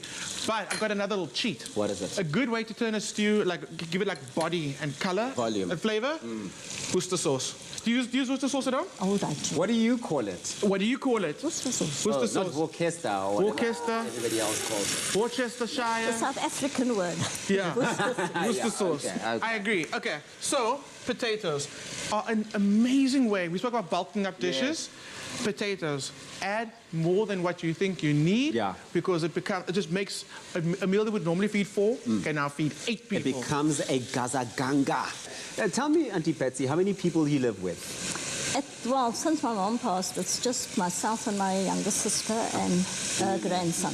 And her grandson. Tate is her grandson. Oh, okay, I see. So there's 3 of you. But imagine then how big that meal gets. Yes. You can have it for lunch, for supper, and the next day, and lunchbox the next But day. it tastes better the next day, especially. He always says that. It's okay, the so it's truth. true. Now I believe it because now it's Auntie been Patsy stamped. says. It's been stamped. It's the Patty patent statement of the day. So, okay, once your potatoes are soft and once your meat starts falling off the bone, okay, because you want it to happen, you don't have to add water, but you can kind of keep an eye on it, add a little bit of water every now and then, but you cook it with the lid on for this stage, okay? Okay. Some of the moisture comes out, the meat starts to separate from the bone, it gets tender. When it's almost at that point where it's like really soft, you add your potatoes. When the potatoes are almost soft, that's when you add in your cabbage. Some people like the cabbage to have quite a bit of crunch to it.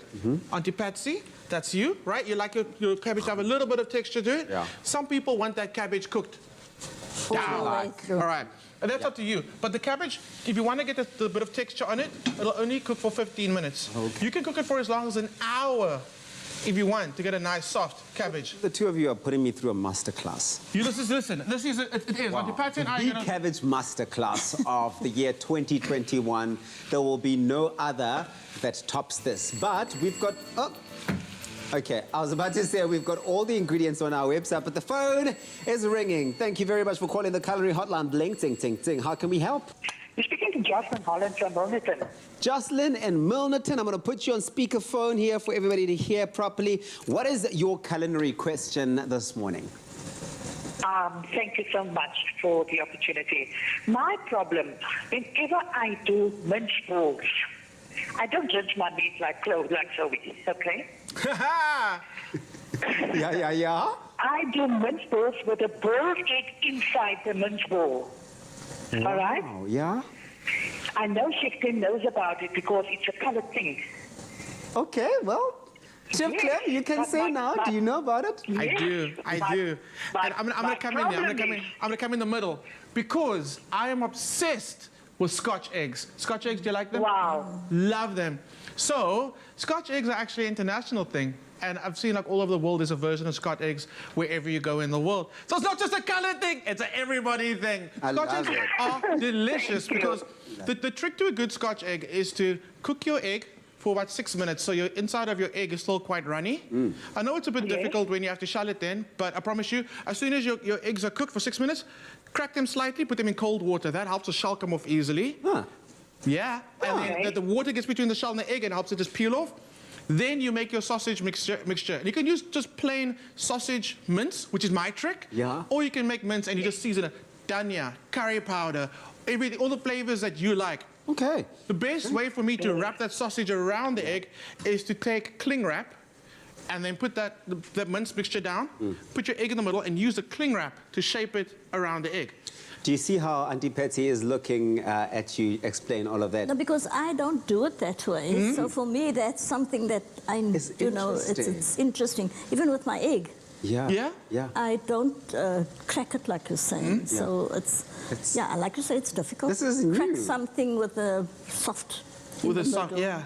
So I've now also learned something. I love all of this. It's a proper must. It is. I worked in a restaurant that I literally had to prepare 60 Scotch eggs for like large events. So I kind of know my way around a Scotch egg. Yeah. Well, Jocelyn, out in Milnerton. I'm almost done with Jocelyn. I'm almost done, Jocelyn. I'm nearly done. Okay. Another thing you have to do, roll your now mince-filled egg into some flour, some egg, some breadcrumbs. You deep fry that. until the outside's golden brown. Your mince is going to be cooked through. Your egg's going to be perfectly still running in the center.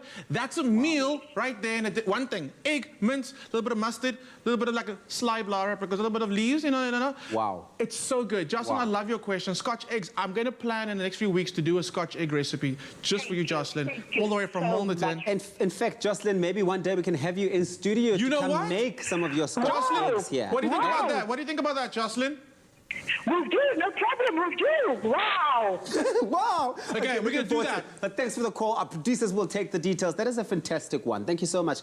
Oh, that's praat maak my honger. Wow. And do you have any culinary conundrums that you want to share with us here on the culinary hotline? Bling, ting, ting, ting. Give us a call, 021 110 5552. We'll be back with more culinary hotline bling. Ting, ting, ting.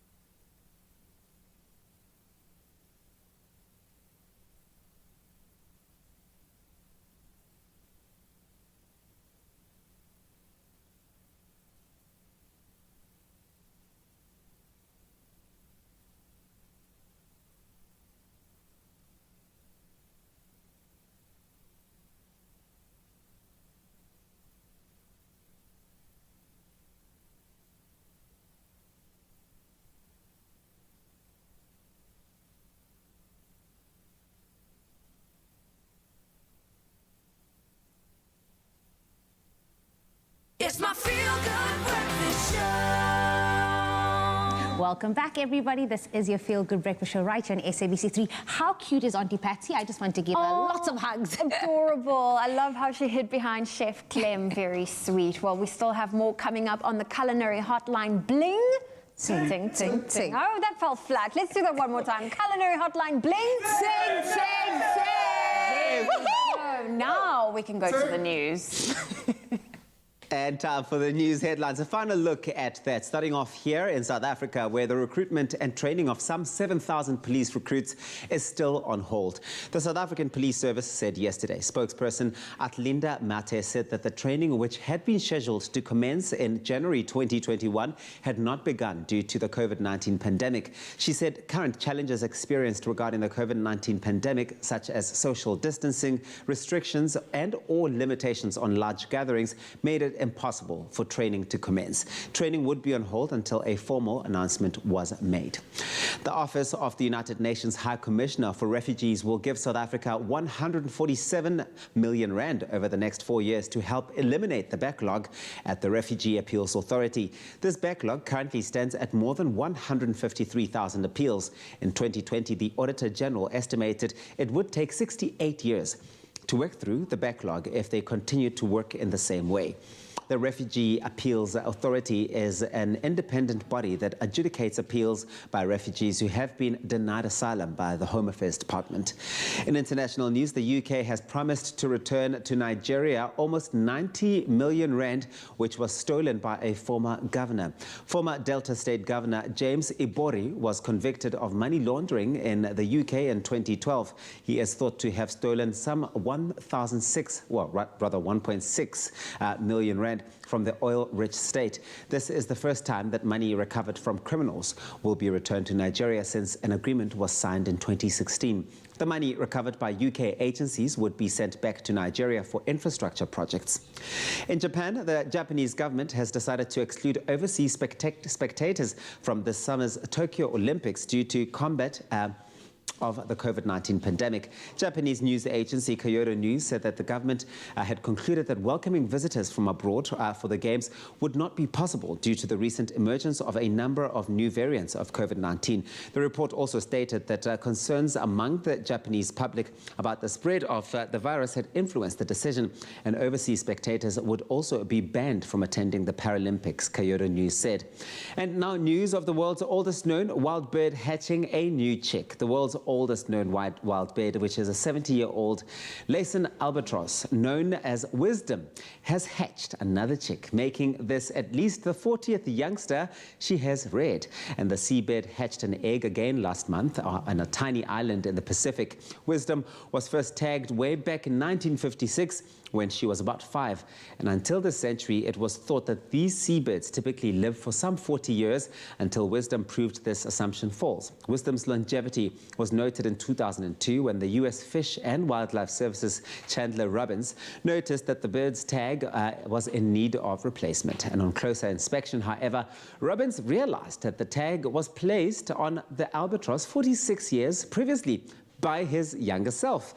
And the fact that Wisdom has reached such an age is absolutely amazing, given the threats that albatrosses face, including fearsome weather conditions and increasing plastic pollution.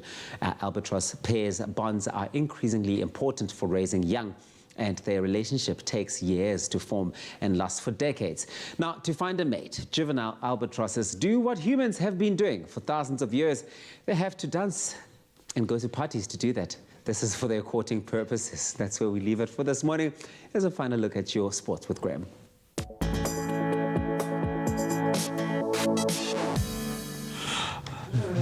Thanks so much, Tubbs. Let's start with cricket this morning. It is all square. India's ladies have beat South Africa by 9 wickets in the second one-day international match to level the series 1 apiece at the Akana Cricket Stadium in Lucknow.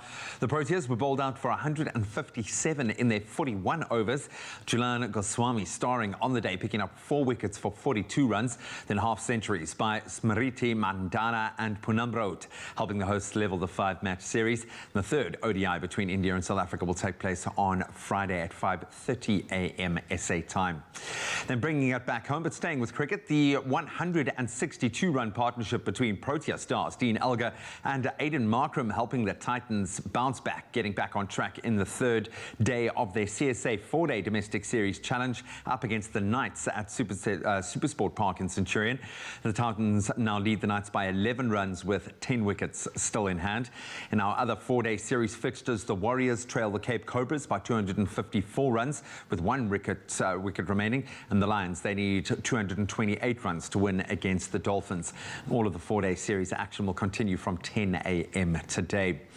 Now, returning to a story that broke last week following a meeting of World Rugby's Executive Committee, the 2021 Women's Rugby World Cup has now officially been postponed until next year amid the COVID-19 pandemic. The tournament was set to take place in New Zealand from the 18th of September to the 16th of October, and World Rugby has yet to announce the revised tournament dates for 2022. So let's talk about the rugby that did actually happen. The Stormers proving too strong in the end for the Griquas in a hot and windy Kimberley yesterday. Visitors edging the Griquas 38-32 at the Tafelberg Stadium in their second kick-off pool match. The reigning Super Rugby Unlocked and Currie Cup champions, the Bulls, they thrashed the Pumas in Nelspruit. Bulls scoring 7 tries to beat the Pumas 48-31 in a very entertaining pool clash. And today it's the turn of the newcomers, the Elephants, to take on the Lions at 5:15, and then the Cheetahs face the Sharks at 7 p.m. And then on to the international stage for football. What a night. Porto advancing to the UEFA Champions League quarterfinals after beating Juventus on away goals, finishing 4-4 on aggregate.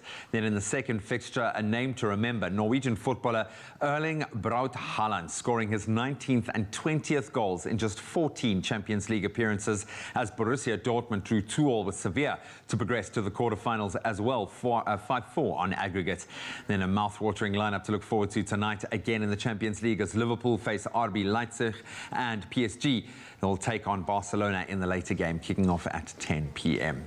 That's where we leave our sport for this morning. Let's take one last look at some of your beautiful sunrise vistas and get a take on today's weather.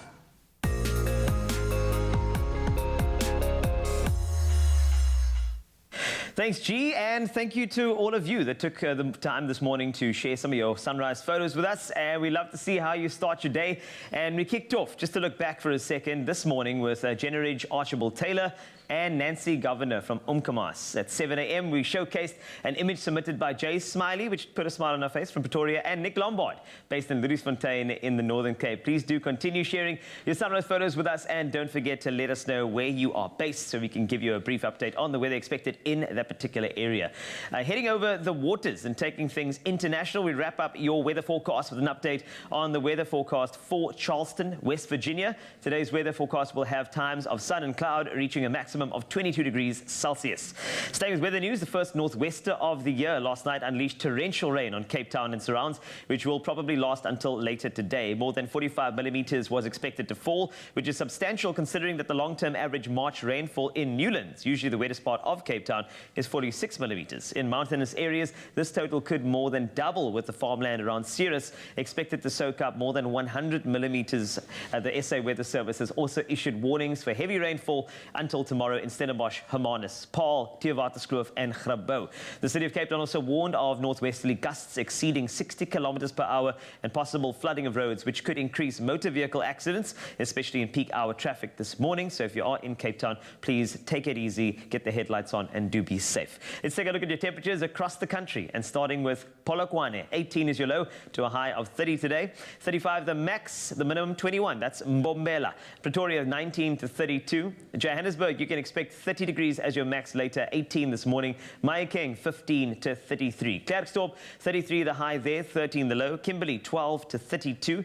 Bloemfontein 9 to 30 for you. Richards Bay, top of the temperatures, 36 degrees Celsius, 23 the low this morning. Pietermaritzburg, you are 16 to 35. Durban 31 the high from a low of 21. Mthatha 12 to 32. East London 19 to 29 today. Cradock 34 your high from a low of 14. Gqeberha the minimum 18, that moves up to 27 with a 55% chance of precipitation in your area. George 16 to 29 for you. Cape Town 20, and that's from a low of 16. 78% chance of rain in that area. If you are there already, it probably is raining. Worcester 60% chance for you. 16 the low from a high, well, that's to a high of 21. Sutherland 19 is the max from a minimum of 11.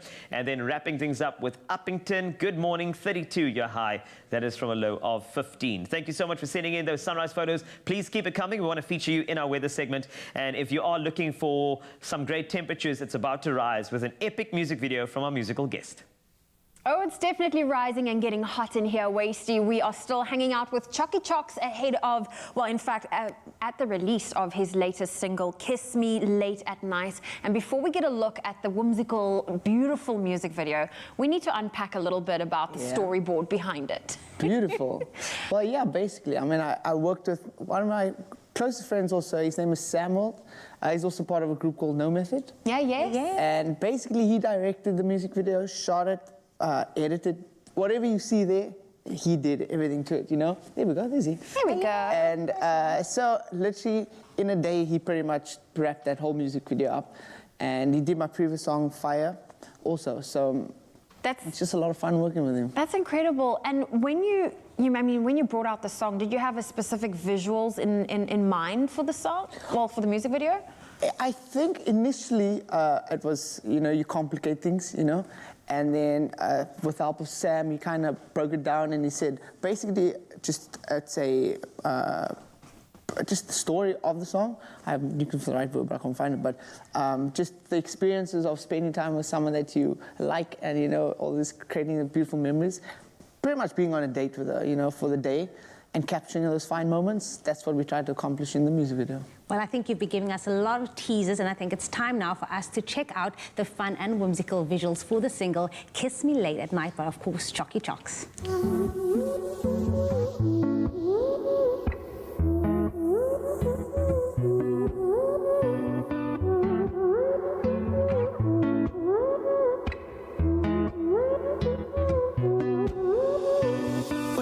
up next to you, I moved so much I get confused. This feels like I've been dreaming.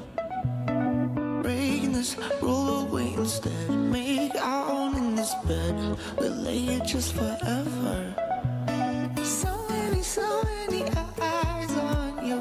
Got the world facing you. What do you do? I wanna show you a good time. Take a dive in this life, no sacrifice. I love when you kiss me late at night. Tell me I'm without you, ever even tried. Don't ever wanna move. Don't ever wanna move. I love when you kiss me late at night. Tell me I'm without you, ever even tried. Don't ever wanna move. Don't ever wanna move.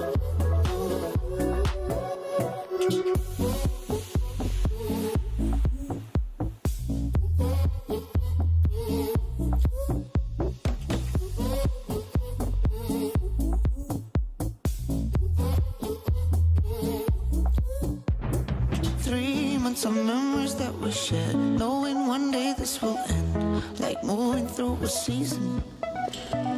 Waiting this fall that lies ahead, breaking hearts will never end, but I'm here for you whenever. So many eyes on you, got the world facing you. What do you do? I wanna show you a good time. Take a dive in this life, no sacrifice. I love when you kiss me late at night. Tell me I'm without you, ever even tried. Don't ever wanna move. Don't ever wanna move.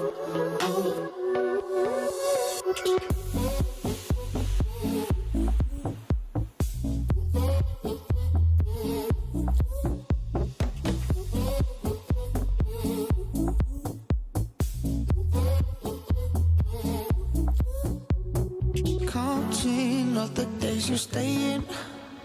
Don't wish this on anyone who finds the one they love. Never hurt you, never will I ever stop you. You're all that I want, oh, you're all that I want. So many eyes on you.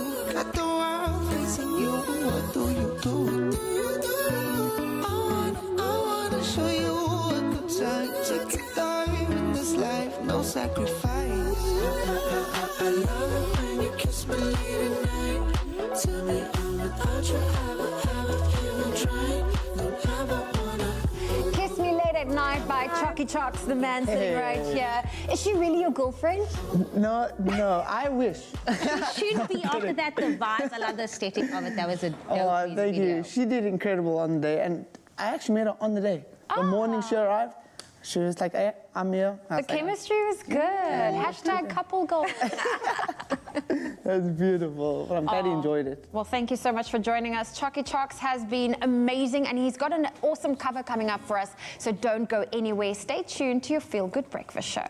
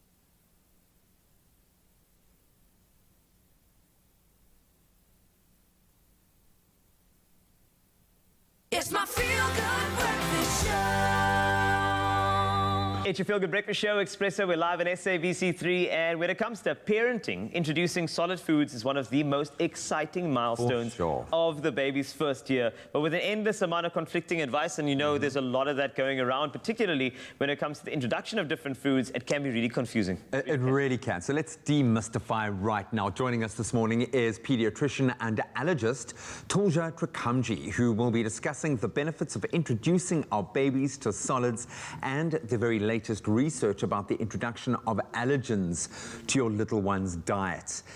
Tulja, thank you so much for joining us. Thank you for having me. These become quite self-indulgent discussions because I've got a 1-year-old baby and a 3-year-old, so I'm kind of navigating my way through life. Not quite as experienced as this man over here, but we really appreciate being able to get the latest. I think research is being done constantly, so it helps to keep up with the times. Absolutely. Especially as Carl pointed out, when there is so much clutter, there are so many conflicting. You know, and Dr. Google also has definitely, and the braais you go to, and everybody's saying, "Oh, you know what you should do, eh? You take a pumpkin and you smash it, and the next thing you know, it's a bad piece of advice." The worst phrase you can ever mention to a doctor is Dr. Google. Oh, for sure. I'm sorry, I've gotten off onto the wrong. If you're going to come to my practice with that word, then you should leave. Very true, very true. But when it comes to all of the research behind it, I mean, there is something that is so important, which is credible information. That's why we brought you in. Thank you for being our credible source of info. But when it comes to introducing solid foods, I know there's a process, and I know there's a right time to do it. So this is no braai. This is us just having a good conversation. Completely. When is the right time? So I think it's important to know that according to the World Health Organization and our National Department of Health guidelines, we still recommend exclusive breastfeeding for 6 months.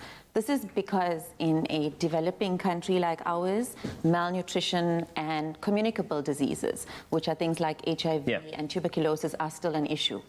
That said, coming to the research that you're referring to, allergies in general, but particularly food allergy, has been something that we hear about every day, much more than we did 10 years ago or 20 years ago.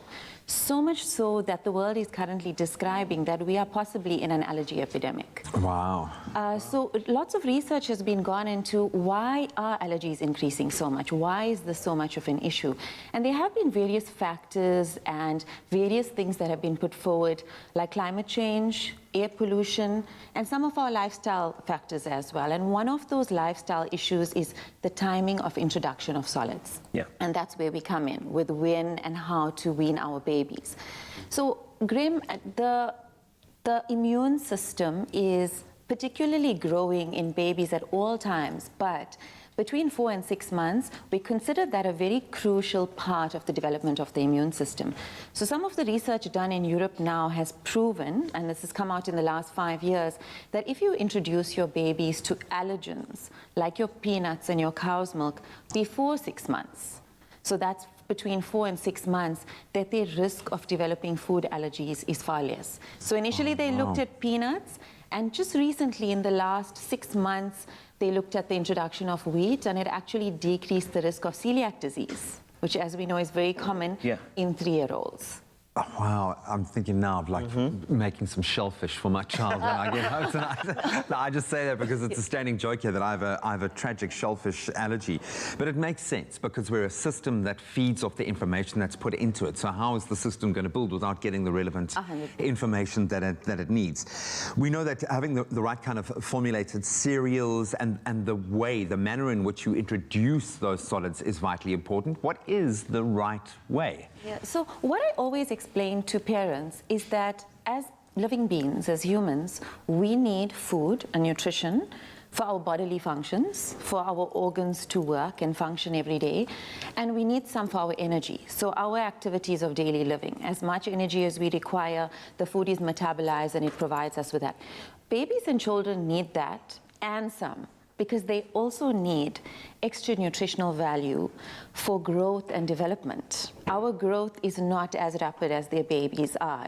And the growth now is coming internally in terms of the immune system and the internal organs, and externally. And that's, as dads, you know, every time you go to the pediatrician, the weight and the height that's done, it's almost like a competition among moms. 95%, I'm just saying. You know, especially with our little immunization cards plotting our baby's growth. So that's why sometimes some of the foods that we eat may not have the same nutritional value and content in terms of the proteins, the vitamins, the minerals, and the fortifying effects. And that's why feeding them with something that's safe, free from anything that's processed or damaging to their health, but at the same time fortified sufficiently is important for their growth.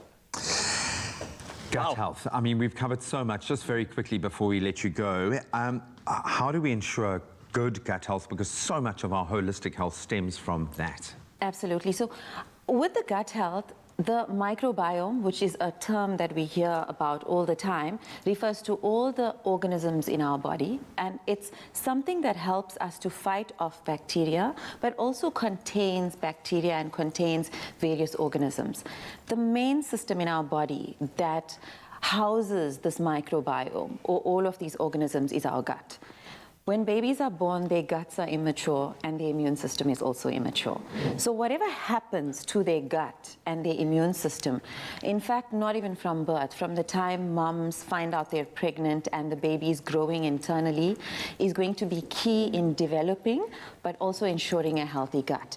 And from my advice with that is always that you want babies to be exposed to the correct stuff, and you want them to be exposed to a diverse group of things. So lots of different food groups, lots of variety of proteins, and that's where the allergens come in, because proteins are what people react to. And you want their gut to be strong against this. Weaning is very important because when they're breastfeeding, they're only metabolizing and digesting breast milk. Suddenly, when you're weaning them, they're digesting and metabolizing starches, and they're digesting and metabolizing other things. So this is all there to ensure a mature gut and holistically a mature immune system. Thank you so much. Pearls of wisdom there, and something to chew on, literally, right here on Expresso. And as you know, when it comes to solid foods, I mean, this is very, very important. A range of foods, textures, new experiences, even speech development. And that's where this particular thing comes in with Purity's range of ready-to-eat cereals and hot porridges. Parents have a variety of convenient options to choose from that are gentle on little tummies and great tasting to give you the peace of mind that you are giving your little one the very, very best start to their weaning journey. So consider that and do enjoy this moment. I think for me, the lippies are always the best when the solid foods are introduced. Good luck to you. That's always the cutest. Well, we are certainly learning a lot this morning, but the lessons aren't over yet. And you know what? Did you know that cups are almost as old as time itself? Now, I don't know if you knew, in an interview once, Demi Lovato, when she was asked what's her favorite dish, she said, a mug. Oh, that is funny. So so instead of speaking about the food, she spoke about the actual, the cup. Now, in centuries past, people made cups from bone, from wood, metal, and clay, but it's only since around 600 BCE, when porcelain was invented, that people started using the cups and mugs that we know today. Now, the humble cups really it's certainly come a long way in history. And you know what? We spoke about this early on in the show, but it really affects the way coffee tastes as well. So it's really good to have an awesome cup. And we also know that Nespresso is so known for their extremely well-designed cups and mugs, as you can see over here on our little display this morning. That's right. And this is the Loom range, which was designed by a talented young Italian designer, Federica Biasi, one of Italy's top up-and-coming designers. And if you didn't know this as well, Loom actually means light in Italian, and these cups really bring a gentleness and also a sense of coziness of a beautiful sunrise. Don't you think so? I agree with you. And speaking of cups, this month we are giving away an amazing Nespresso bundle that includes a set of Origin Lungo cups, a Nespresso Essenza mini bundle, and 10 sleeves of coffee worth 4,348 rand. Now, to stand a chance to win, all you have to do is simply reply to the competition post on Expresso's Facebook, Instagram, or Twitter pages and tell us which of the barista creations range you want to try and also why. Now, remember to include the hashtag Nespresso Expresso. The competition closes Sunday, the 21st of March at midnight. You have to enter right now, and those T's and C's can be found on expressoshow.com. Cheers.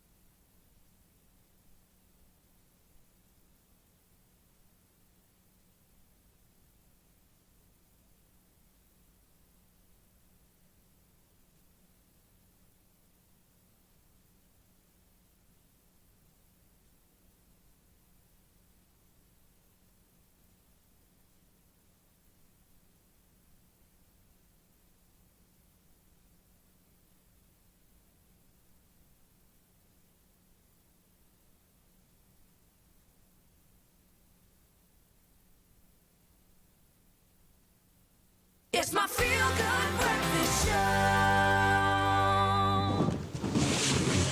Welcome back. You're live with Expresso. Thank you so much for keeping it locked. What a diverse morning we have had. I know. From looking after our little ones now to keeping our home clean and tidy. Being at home more, obviously, during lockdown. We've all been under the pandemic fatigue, I think, trying to keep our space functional, but also, more importantly, clean, hygienic. Now imagine the convenience of having the best housekeeping and cleaning tips all in one place. And we know how difficult that can be, right, to try and navigate that space. So if you don't have any of that imagination going for yourself right now, stop imagining, because right now it is a reality with South Africa's online cleaning hub. It's called Cleanipedia. Mandisa Benenge, Assistant Brand Manager, and Dr. Tsepiso Matenji, Psychologist and Life Coach. They join us here on your Feel Good Breakfast Show in the studio to chat all about how exactly it works and the benefits of cleaning. Not just cleaning, but cleaning for a happier home. Take note of that. Ladies, good morning. Thank you so much for joining us. Good morning. Thank you for having us. Look resplendent. I mean, Thank you so yes. You've got to do it. From stubborn stains to home hygiene, we know that Cleanipedia.com full of expert advice. How does it actually all work? So I think, simply put, Cleanipedia is a website. I think that's the simplest form of understanding it. And it gives you really easy, simple and practical sort of cleaning tips for your home. Yeah. If you think about it, some of the most common things that people are searching for solutions for are how to clean blood stains, how to clean urine out of your bed. You know, those are some of the common things. How to clean mold, or how to even remove flies, how to get rid of flies or ants. Yes, Ants all are of a those problem. things. Like ants are a problem for me. But if you also think about it, there are things that you can do once a year. Yes. Like cleaning brass, like your cutlery at home. How often do you do it? You don't think about it actively. But it is a platform that makes that so much easier for you to do in the comfort of your own home. Like you said, practical, that makes such a big difference. But why is a platform like this so necessary? I suppose because people are looking for convenience. It is. It's exactly that. People are looking for that convenience. And sometimes you are faced with a situation and you don't know where to start. So a platform like Cleanipedia is obviously there. It really gives you the, or equips you rather, to be able to say, cool, what is it that I need in order for me to get to a point where there's a solution for the problem that I currently have? Yes. I quickly look it up, and people look things up all the time, you know? Yeah. So it's practical. There's some video resources on it as well, which actually practically show you how to go about we all doing take it in different ways. Some people want it written, some people want it exactly. Yes. I mean, for OCD people out there looking at this tab, it's like, excited. I come from a family of cleaners. And Doc, maybe this is where you can step in. Yeah, I've realized I've taken a little bit of that on board. When I need to process something emotionally, I clean. There you go. I bring order to my space. And hygiene is a big thing for me. So maybe there is something in that, the psychology behind wanting to be in a cleaner space. Why is it so important? Absolutely. And if you think about your environment as also a reflection of where your mental space is at, if there's clutter in your life and your environment is also manifesting that clutter, being able to clean it and organize it actually gives you a very concrete way of actually saying, I've got control over my life. And then also, as you are busy cleaning, you're exerting energy. Now, physical activity, obviously, we all know, as you're busy exerting that energy, cleaning your environment, you are releasing the stress, and then the feel-good hormones are coming out, and you're feeling a sense of accomplishment. But that also gives you, puts in your mental state that says, I am actually in a better place for me to be able to do it. Now, a platform like this one allows us not just to designate the role of cleaning to one person, the woman, or you, or the children, because it's actually saying everybody in the home can be, can be equipped and empowered to clean the environment. Look forward to doing. And then the mental health benefits can be for the whole family rather than just one person. But also a lot of us, because now we're getting empowered, we hire a nanny or a helper to clean us, as if us as a family, we don't have the capacity to do this. So it actually says that we can actually do this as a team and then actually reap the benefits, the happiness benefits that comes from being able to clean our environment. And it's lockdown, everybody's cleaning. Everybody is cleaning. And you're right to say that it manifests, whatever's going on psychologically with you, does manifest in your environment. I found whenever I'm stressed, I have no time for cleaning, or I will not make the time for cleaning. It's really, really cool. Where did this all begin? Because it feels like a brilliant idea that someone should have done already. Maybe it's been done in small pockets. We've seen a huge movement to online videos of people doing this, this online. Where did this originate? Where did Cleanipedia come from? So actually, Cleanipedia is a global site. Obviously, it is localized for each of the markets. And Unilever Home Care actually came up with the concept. Naturally, I think it's a good fit. We've got the cleaning products, but how do we empower our consumers and how do we make it easier for them to navigate the space using our products and actually even using the staples that you have in your own home, vinegar, bicarb, right? It's not just about using dishwashing liquid. We as Cleanipedia want to empower you to be able to use whatever you have at any given point in order for you to be able to get the job done. You know, and obviously there are, as Dr. Tsepiso has mentioned, there are the benefits to the cleaning that are obviously there. This theme, cleaning for a happier home this year. I love that. Yeah, because we need to be happy in our homes now more than ever because we are spending so much of our life there. We are working from home. Exactly. It's become our kind of holistic environment. Exactly. Why that theme? Well, I think you've said most of it, but I think on the flip side or the other side of it, what it's about is that a lot of people, and I'm sure you can relate to this, there are these, what COVID has done for us is that we're surrounded by so much negativity. And we really wanted to take a positive spin based on exactly what it is that we're discussing, the emotions or the positive feelings that come from cleaning. A lot of people can admit and say, you know, I don't actually like cleaning, right? But they are also as quick to say, but once I start, like I feel so accomplished or I feel like I can conquer the world. There's a sense of accomplishment and happiness and less stress that actually comes with it. And I think that's exactly the insight that we used in order for us to really land on cleaning for a happier home. How do we make this positive? Because it's something that we all need after such a negative year, you know? Absolutely, and I think there's so much empowerment that comes through from this entire experience that we're discussing here. But there's some really good news here. Not one, but two of our lucky viewers is going to win a room transformation worth 30,000 rand. I mean, it's a big thing. We're all finding that special room in our homes now, especially since lockdown began, home offices, the man cave, or the lounge where you're working and spending time with your family. All those rooms have become so important. Give us the inside scoop on this competition and why people should be entering this. So yeah, definitely an exciting one for me, but it's really about making sure that we prove that what we are saying on the website is effective. So really about cleaning, but if you think about organizing the space as well, since now home has become everything, it's also about coupling that with organizing the space, making it a little bit more open, a little bit more, you know, clean and serene in order for you to be able to operate or be functional. So it is going to be a big competition that we're going to be doing. It can be any room in the home, whether you've got a home office, which also doubles up as the kids' room, or playroom or schoolroom, but any room in the home. And we will obviously learn more about how people can get involved in that. 30,000 rand is a big prize, let's be honest. That's really, that's going to really transform it. But I think the first step, if you're looking to rejuvenate your space right now and get some unbelievable practical advice from some of the best in the business, go to cleanipedia.com for the best housekeeping and cleaning tips. As doctors pointed out, this might be just that little tipping point to take you into a more positive mindset, to feel that accomplishment. And of course, the benefits, you have a beautiful, clean home. And well, the question we're asking you this morning is, does a room in your home desperately need a deep clean or a declutter experience? Well, the time is now. If you're not exactly sure how to make this chore easier, well, we've got the answer for you. All you have to do is go onto that website. It's cleanipedia.com. And of course, all that housekeeping and all of those cleaning tips, they're all in one place. They really have thought about everything so you don't have to.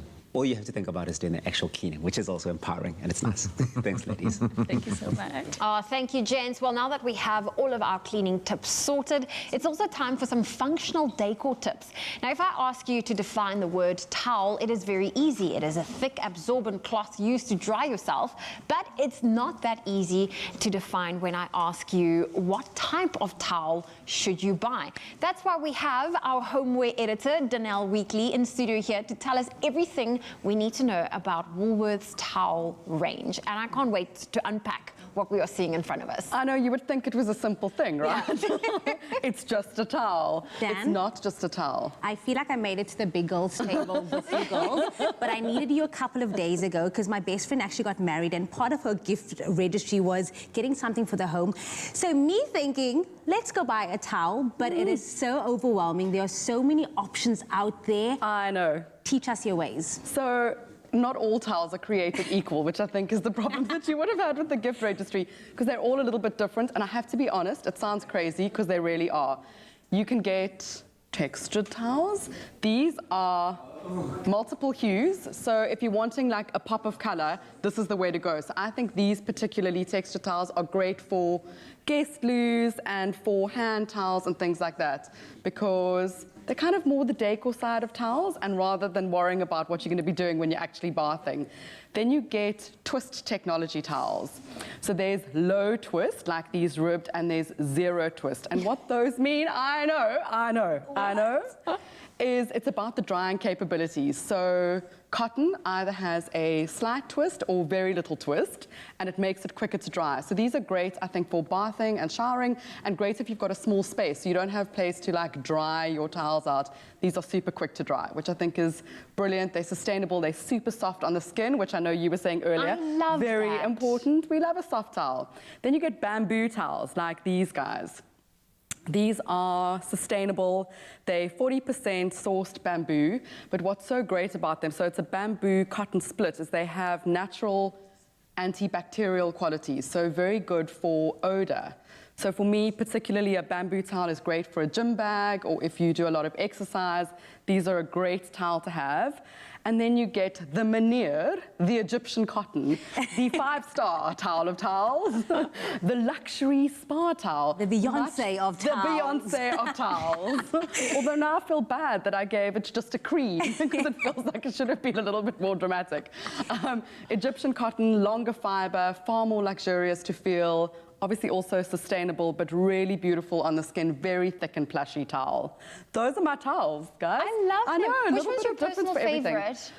I like a ribbed towel because I like the feeling of it against my skin rather than the super softs, but the twist technology towels for me are my favorites. Okay, I need to try that one. There's nothing worse than a towel that you use and it doesn't dry you, and it's just like water's still there, and you're like, where is the absorption? And a towel that also is so heavy that, you know, 7 hours later, it's still damp. Oh, damp towel is horrible. And I love a bath sheet. Yes. Also, like, you want something... Nice big size. Yes. Yay. Yes. Big, beautiful size, I think, is also super important in a towel. Maybe not the gym bag variety, but I love a bath sheet and I love the zero twist. Oh, amazing. And you're the best. You are the best, and thank you for inviting me to the Big Girls Stable. But of course, when you get home, you can find all of these towel variations right now at Woolworths. Plus, 3 lucky winners stand the chance of winning a custom Woolworths ribbed low twist cotton towel hamper, which is valued at 1,200 Rand. Now, to enter, reply to the competition post on our Facebook, Twitter, or Instagram page and tell us how you buy towels by color, size, or texture. And don't forget to include that hashtag Hoolie's Bathroom. The competition does close the 14th of March, and those T's and C's can be found on expressoshow.com. Here's to you, Mzansi. Get 50% off the attorney bond registration fee plus 5,000 Rand cashback on your approved home loan. Dial *120 *001 *123 hash to find out how much you qualify for.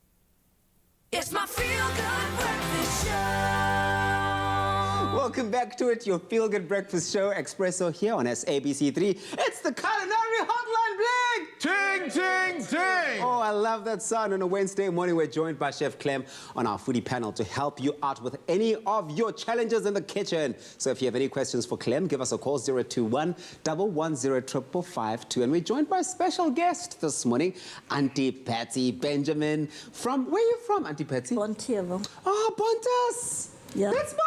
Bontas. Oh, no, Bontas. It's man. your what? It's my area that I drive past there. I have friends that live there. Okay. I love it. I love it. Well, we have lots of questions that have come through. I mean, this segment is a very popular one here. In fact, the first question to kick us off is Shakina Mahobe, who says on Facebook, "Good morning, team." Good morning, Shakina. A few days ago, I tried making lasagna and everything went south. My question is, how do I make my mince? Do I fry it?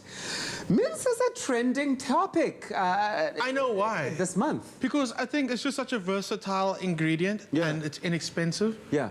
And you can do so much with it. So people have so many mince questions. Yeah. And I know we did the whole rinse and mince episode last week, but in all honesty and seriousness, people are obsessed with learning how to use it in so many new ways. Yeah. And I understand it. I love it. I love it, love it. So should we tackle the question? Yes. And should you be frying it? Do you fry yours, Auntie Patsy? How do you fry your mince? Well, I fry my onions first. Okay, and then you get into And then I get into my mince. Okay, let's answer the lady's question. Yes. Yeah.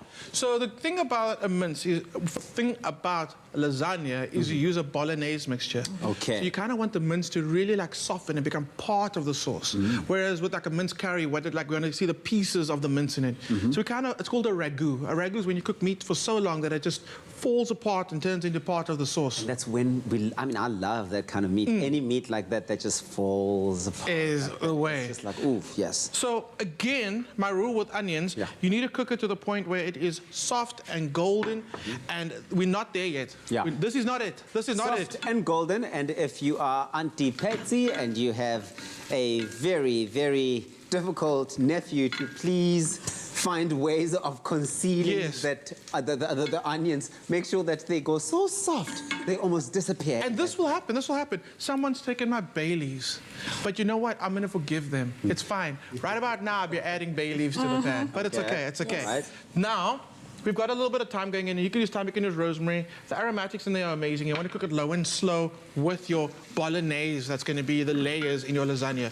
That goes in. Then we're going to add our mince. So we can add all the mince, let it brown for a little bit. Okay. And then we're going to start kind of breaking it up. How much browning is too much browning when making? There's no such thing as too much browning. Oh. It's when it goes black. Which, then, I mean, anyone should know that that's a problem. You've hit Houston, we've got a problem. But we let that meat brown. Also, remember, if you get a nice, serious dark crust and you're like, ooh, is that too dark on the crust? It's going to cook for so long. That's going to become one part of the sauce. Auntie Patsy even closed her eyes when she gave me a yes. Auntie Patsy and I are coming out of the TV show. I feel like we're going to just travel the country cooking, and I'm going to learn all the traditional recipes. Auntie Patsy's going to teach me, and we're just going to cook. Tabisa, you can come with. Yeah, to eat. I mean, someone's got to eat the food after Yes, absolutely. Okay. Well, listen, if you want this recipe and you really want to switch things up when it comes to making your lasagna and how to get that mince right, go onto our website, expressoshow.com. We've got the ingredients as well as the step-by-step guide of how to make this. I forgot to say there's garlic in there already. Because you can't make a lasagna without garlic. Yeah. All right. Then we're going to go with tomato. Oh, look at this. Someone brought me Baileys. The magic of television. The Baileys have just miraculously rocked up. It's amazing. Tomato. We're using tomato puree. You can use tomato paste. You can use canned tomatoes. But if you're using canned tomatoes, you can cook it for longer because you want that intense tomato flavor.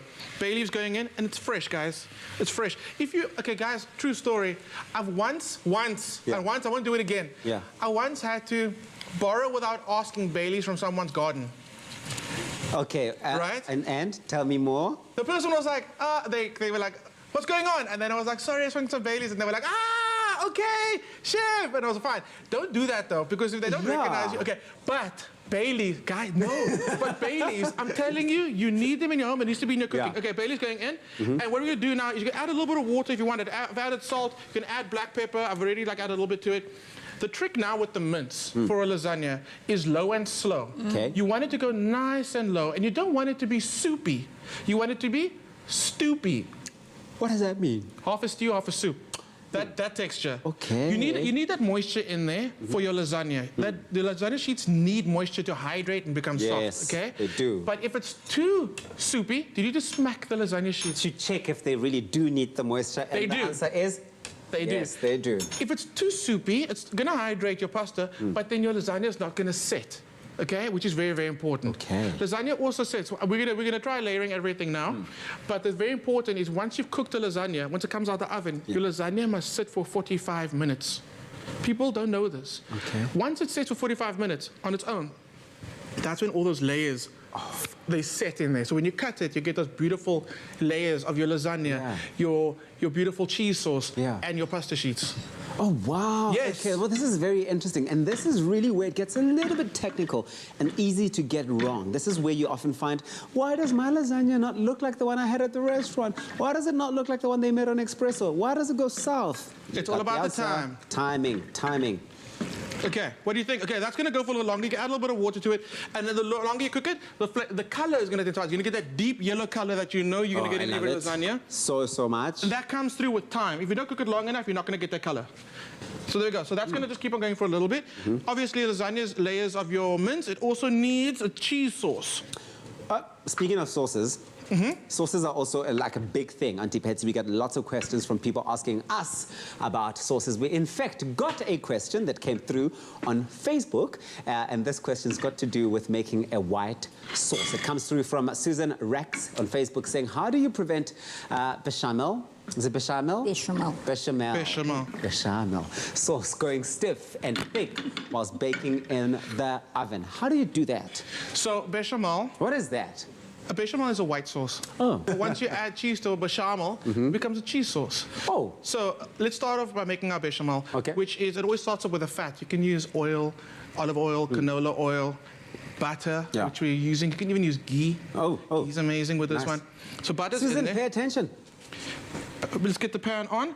And for this beginning stage, you don't need a heat that's too high because you don't want to burn your butter, okay? Auntie Patsy, do you make a lot of white sauces? I do. Because it's silver, macaroni and cheese for your lasagna. If you want to do a chicken dish, a creamy chicken dish, make a bechamel sauce and roast your chicken with that bechamel over it. It's delicious. Croque monsieur, croque madame, bechamel sauce. That's why they teach you that first in chef school. Okay. Once your butter starts melting, you add flour to it. And this is very important. You have to cook your flour out. People are like, what does that mean? Well, flour is powdery. And what you want to do is to get rid of that powderiness of the flour, you have to cook it. Over time? Over time. About a minute and a bit until you can smell the nuttiness of the flour. So that's in there. Give it a good mix. Make sure you get into the corners. You don't want any lumps of flour. So if you're doing that, turn up the heat a little bit. There we go. You're going to start keeping an eye on it, and you're going to start smelling things, okay? You're smelling butter right now. I am starting to smell it, yeah. Also, look how the color's changing on our bolognese. Nice. It's becoming a deeper red color. Look at that. So keep an eye on your bechamel. Turn the heat up. Obviously, once you've made it a few times, you can kind of go ahead and like turn your heat up and like just, you're a pro at it now. Yes. But if you're beginning with it, you want to start, ease yourself into it and control and adjust as you go along. Absolutely. Auntie Patsy, who cooks the most in your home? I do. You do? No surprises, I can right? tell you do. I can tell that because you know your way around the kitchen. That's for me, it's just something that is always, I can learn. Yes, that's it. I learn from it. And how long have you been watching Expresso? Oh, one morning I switched on the TV on SABC3 and I saw the show, and because of the recipes, I was hooked on it. Drawn. I know, it gets pretty addictive. How many years ago was that? I've got enough because, I mean, I love hearing people have been like, I've been there since day one. Yeah. So how long have you... It must be over 10 years. Yo, this is a real OG viewer. And who's been your favorite chef on the show? Okay, this is... Look, when the show started, it was Zola Nene. Love Zola. Zola Nene. Yes. And then the other visiting chefs like Jenny Morris. And we love Auntie Jenny, yes. Jenny Morris. And it's just, you get addicted to some chefs. You do. I'm addicted to you, Auntie Patsy. I love being in the kitchen with you. It's been absolutely amazing. I've taught many friends of mine who couldn't cook. Okay. I've taught them how to. Okay, we're going to start a Auntie Patsy School of Cooking. No. Yes, everybody's welcome. Everybody's welcome. All right, so I've added my milk, and I've added it gradually. So I've added cold milk to it. Why cold? No. Here's the thing. You actually should be using warm milk. Because if you add warm milk to your bechamel, it takes like a few seconds to thicken. But I don't like doing dishes on Patsy. So I don't want to bring out another pot to warm milk. So it comes out the fridge, so it's cold. That just means I have to pay a little more attention to it. It's going to heat up. Once your milk heats up, it's going to thicken. So the thing about bechamel or any thickening agent, if you're looking at it now, you go, oh, it's too thin, I'm going to add more flour to it. Don't do that. Only adjust it once it starts simmering, because your sauce will only thicken once it starts bubbling. So it's thickening, it's coming up to temperature. I'm going to let it do its thing. That's a good note. It's going to keep on going, and then we're going to add some cheese sauce to it. Yeah. To make it a cheese sauce. You can do a normal bechamel, but I want to add a bit of cheese. Let's add it. Okay. Patsy, this is cheddar. Mature cheddar. Would you use that? You use mature cheddar? I sometimes go for the very mature. Yeah, very mature. You get that richness. But much nicer. That richness as well, yeah? Absolutely, that sharpness comes through. It's on our website, it's on expressoshow.com. Susan, hopefully that answers your question and helps you on how to thicken that bechamel. Bechamel. Okay, so what I'm going to do now, I'm going to cheat it a little bit, okay? Yeah. I'm not going to layer the sauce in a normal lasagna. I'm going to do a one-pan wonder. Like I said, I don't want to make any dishes. Patsy, can you put those lasagna sheets exactly, just perfectly over the mince? You can pass me a few even. Okay, I'll grab it, just put it down. And you can do this at home. You can do this at home. If you want to do like a one-pan bake, instead of layering it in a lasagna dish, just break your sheets. This is where you don't have to be gentle, but try and cover as much of the pan as possible. Yes, you want that covering going. So do you like lasagna? I mean, what don't I like in the kitchen? True. I love being in the kitchen with you because you get everything. Yes. Okay, cool. So now I've made my cheese sauce. Yeah. And you, like again, I said, you can do the traditional one, layer your lasagna, your bolognese, your lasagna sheets, your cheese sauce, and repeat. Okay. We're doing a one-pan dish today. Well, once that's done, you're going to throw on some of the sauce. You want to get the pour? Let's see. No lumps. Oh, magic. Magic in the pan, ladies and gentlemen. The category is bechamel. And the winner is? The winner is? Auntie Patsy. Auntie Patsy, thank you so much for joining us today. Have you been pleased with the work that's been done here? I have, but for me, I never expected this to happen to me. And I'm so glad that this is happening, and we love to have people like you that come on because you inspire all of these recipes. Yeah. And I think recipes on this show are constantly always inspired by the different stories of people every day who are making food for their nephews and for their sisters and really creating magic and experiences in that way. So thank you so much for joining us. Thank you very much to everyone who's asked those questions on the culinary hotline. Ding, ding, ding, ding. It's back again next week. Think about your questions that you want to ask and then give us a call. 021-110-55552. Chef Clem, that looks fantastic. The finished product looks go to the oven. Absolutely amazing. Cabbage is still going. It's so good. I can't wait to dig in. We'll do this again. Culinary hotline bling. Ting, ting, ting.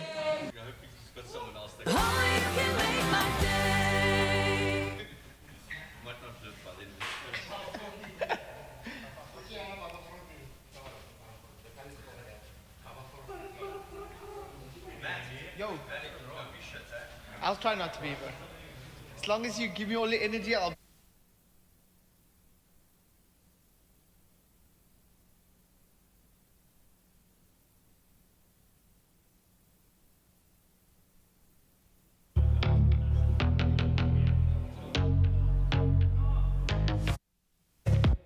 Yeah.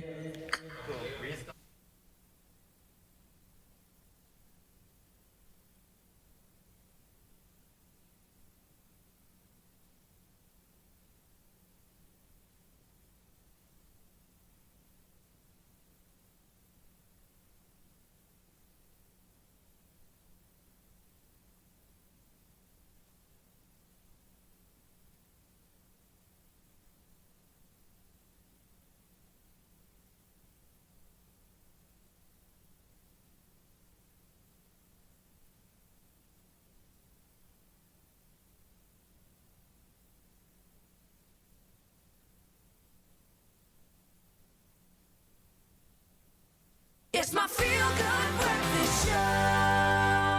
It's a very good breakfast show, Expresso and SABC3, and we've got something very, very special lined up for you. This very, very talented brother has been on your show today performing some great tracks, including a music video for Kiss Me Late at Night, which is his latest single. But for now, he's about to knock off your socks. That's why they call him Chocky Chocks. Everything I Want About Billie Eilish. Enjoy.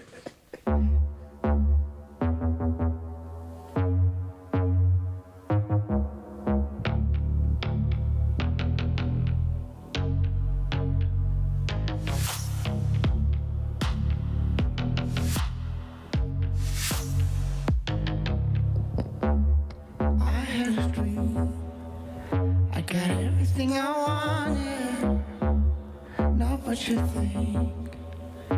And if I'm being honest, it might have been a nightmare to anyone who might care. Thought I could fly, so I stepped off the golden. Nobody cried, nobody even noticed the sun standing right there. I thought they might care. Hey, I had a dream. I got everything I wanted, but when I wake up, I see you with me. And you said, as long as I'm here, no one can hurt you. Don't wanna lie here, but you can learn to. If I could change the way that you see yourself, you wouldn't want a wife here that you don't deserve. I tried to scream, but my head was underwater. They call me weak, like I'm not just somebody's daughter. Could have been a nightmare, but it felt like they were right there. And it feels like yesterday was a year ago, but I don't wanna let anybody know, 'cause anybody wants something from me now, and I don't wanna let them down. Hey. I had a dream, I got everything I wanted, but when I wake up I see you with me. Yeah, I'll tell you what I want and what I really, really want. So tell me what you want and what you really, really want. I really, really, really wanna zig a zig. Tell me what I want and what I really, really want. So tell me what you want and what you really, really want. I really, really, really wanna zig a zig.